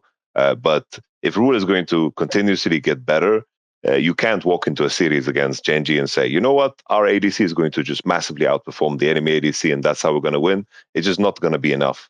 And we've seen the entire year that in many series, it's just not enough, because you can easily say that FaZe is the best ADC in the world.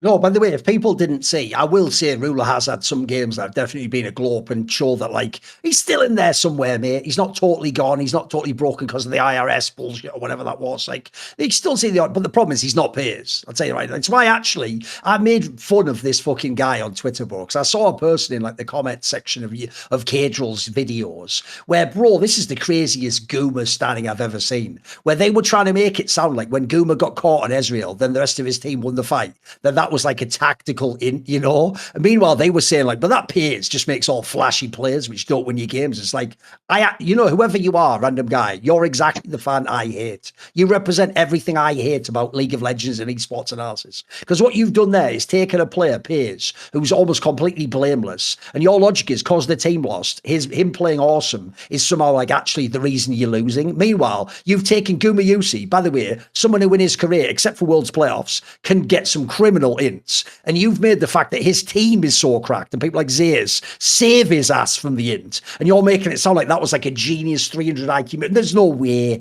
Even Guma would probably go, nah, just fuck that up actually. But luckily I have mega players on our team. Like, that's such a mad angle. Because I actually do think T1's in a lot of problems. Because the obvious reason why they're in trouble is this. Piers isn't playing bad in these games, mate. Generally, he's had some Smurf games in series they lose. What? By the way, here's the obvious angle I'm going to throw out there. What if he just has a bad Worlds? If he even has the wrong series that's bad at Worlds, you're going to be cooked. Like, he is propping them up so hard right now. But at the same time, though, here's what's crazy about their team. Because Orna, Fake, and Kerrier are the classic players, they're not new players at all. Bro, you don't even need all three. I think if even one of them comes back online, fuck it, pick Adno, Kerrier.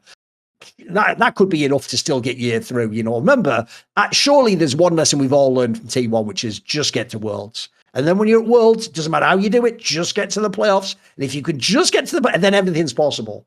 At that point, literally, every other team can't operate that way, mate. We've already got to be really good, and we've got to establish we can win now. We've got to like show a power strength by winning LCK, and then we've got to look good in the group stage. Got to go no, T1's horse shit, really. It's like Carrigan and CS, mates.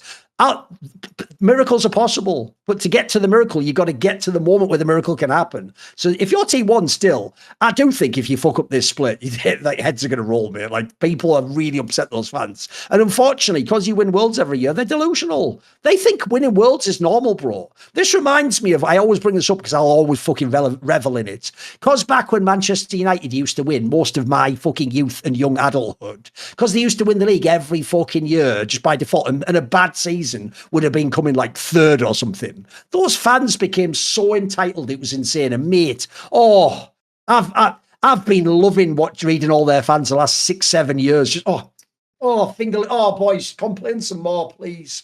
Complain more about how the manager's shit and all the players are shit. It's brilliant.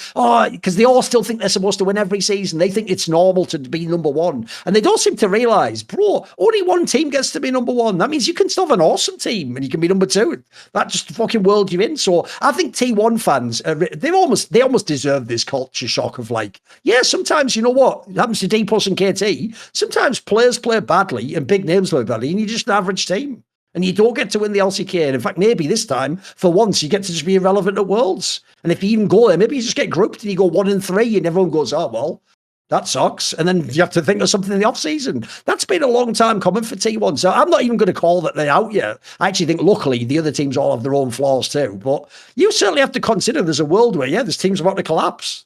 They're ready to blow up, bro. Yeah.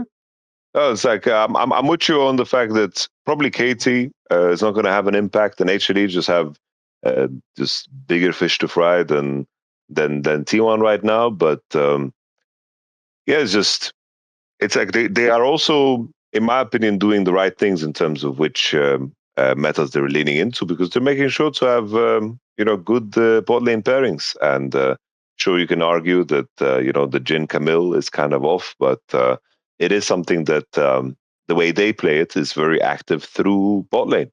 In the end, it's like the dive didn't work out, but they seem to be very aware of their strength. Maybe picking Vayne for Duran is like being unaware. I just think they've reached a point where the things that kept them relevant against the best teams just don't show up in the same way. I think that when it comes to those late game situations, that's where I expect them to shine. I wonder if it's just a context of Nashor being too weak in terms of the way they've managed to steal it in the past, or just in terms of which champions are being played in the mid lane. Because on occasion, Faker has good games. Like he plays a good Cassio game here, or he had a good lane phase on the Orianna. But in the past, he would get away with that. That's the main thing for me. It's like in the past, T1 would get away with certain things. Right now, they simply aren't, because those strengths later on in the game are just not showing up. And I don't know how you fix that. I really, really don't know how you fix that. Because once again, it's like, we lost our intangibles. How do we bring them back? Like that's a very, very, weird question to answer in my mind. I think, luckily, less and less majors are showing up. There's a world still where Faker can lean into a more roam-heavy style, but I just think mid lane is too central and too important to the game in terms of how you manage your economy, that you doing one of those roams that Faker loves doing and you lose a plating and a wave. It's like there's too many mid laners in the LCK. They're just going to take over the game completely if you do that. I do think that Faker's biggest strengths are just not good right now. In terms of the roaming style, because we saw him try in this TF game. Like how many times did he try to roam top where it was just meaningless, and then eventually Chovy is just 50 CS ahead and he just takes over the game. There's like a lot of the mid laners are just capable of doing that, especially with the form Showmaker is. Yeah, that's the other problem you have if you're Faker. Every other good classic mid laner is not only in good form, they all have half-decent teams around them. Like, I'll tell you, the only thing that's saving T1 from this being a complete disaster is that the record's carried over. And if you look on the last week, D Plus and KT would basically have to win all their games to knock T1 out of the playoffs. And by the way, that would mean JunJia has to lose to KT, and then D Plus has to beat Hammer Life. It's just unlikely. Odds are they all take turns as usual beating each other, and T1 just sneak in as like the 4th or the 3rd seed. And then again, as I say, it's a whole new game in the playoffs, and then you've got double elim in the playoffs, and you've got all these factors that can still save you. So it's not the end of the world yet, but I'll tell you what, just like in past years, we have to chart the downfall. Like, they're in a rough spot right now, especially because if you go back in time, even something like 2 weeks ago, it looked like the opposite. It looked like they had a chance to be number one again and go right back up, and maybe people are coming back online and getting their form together again. So I don't know. T1 at the moment, almost impossible to predict. You can't really know, but luckily for them, I imagine, unless the craziest scenario happens ever, they're going to be in the playoffs, which means it'll all be okay. I mean, by the way, imagine a world where they're battling. You have to go to the Rise group. That will be, forget trucks. You'll be fucking sending like this way you pay for this. When Ocelot in Valorant, he did the one where he paid for skywriting, and it was like Sentinel Sock or something. It'll be like that. The fans will just cover the whole sky and fucking soul there. You won't be able to look out or anything. You have to close the blinds in the T1 office. Also, low key. I actually do think I'm going to make a prediction for you, Yamato. I don't think it's a coincidence in the same way as when they wanted to fucking make the Zeus thing right when he was threatening to sue them. They not only apologized, they basically went out of their way. Magically, all this stuff leaked about how it was Joe Marsh doing all that stuff and how everyone didn't agree with them in T1. Mate, right when they've had all these problems in the team, the story gets leaked about Joe Marsh and this agency.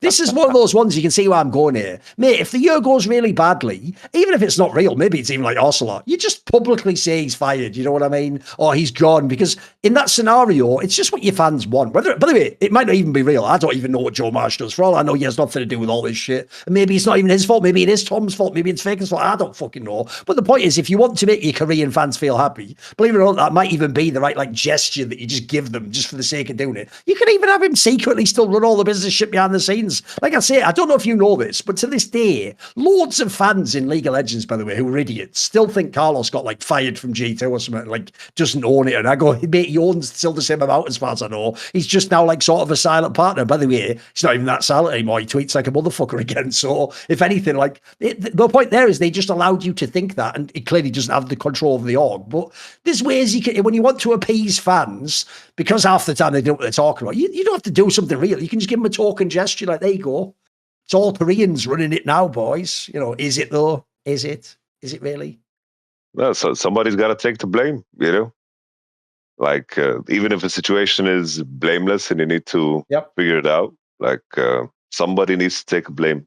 And I think, you know, in those truck pictures that we've seen, it's like the most reoccurring one is Comcast out, Joe Marsh out, Tom out, owner in. Like, those are the ones. But isn't that also what's awkward? Obviously, when the three players playing bad is owner, faker, carrier, bro, at this point, there aren't even T1 fans. They're ZO GFK fans. So at this point in time, like, they're not going to kick the ZO FGK players. They want those ones in the team. So even though I think owner's had some criminal series, I could get why if you're a fan of him, you just want him back in the team, don't you? It's not about whether there's a better player. You need Order back in because that's your dream and that's what's going to allow you to win Worlds, is having the original players, whether it's true or not.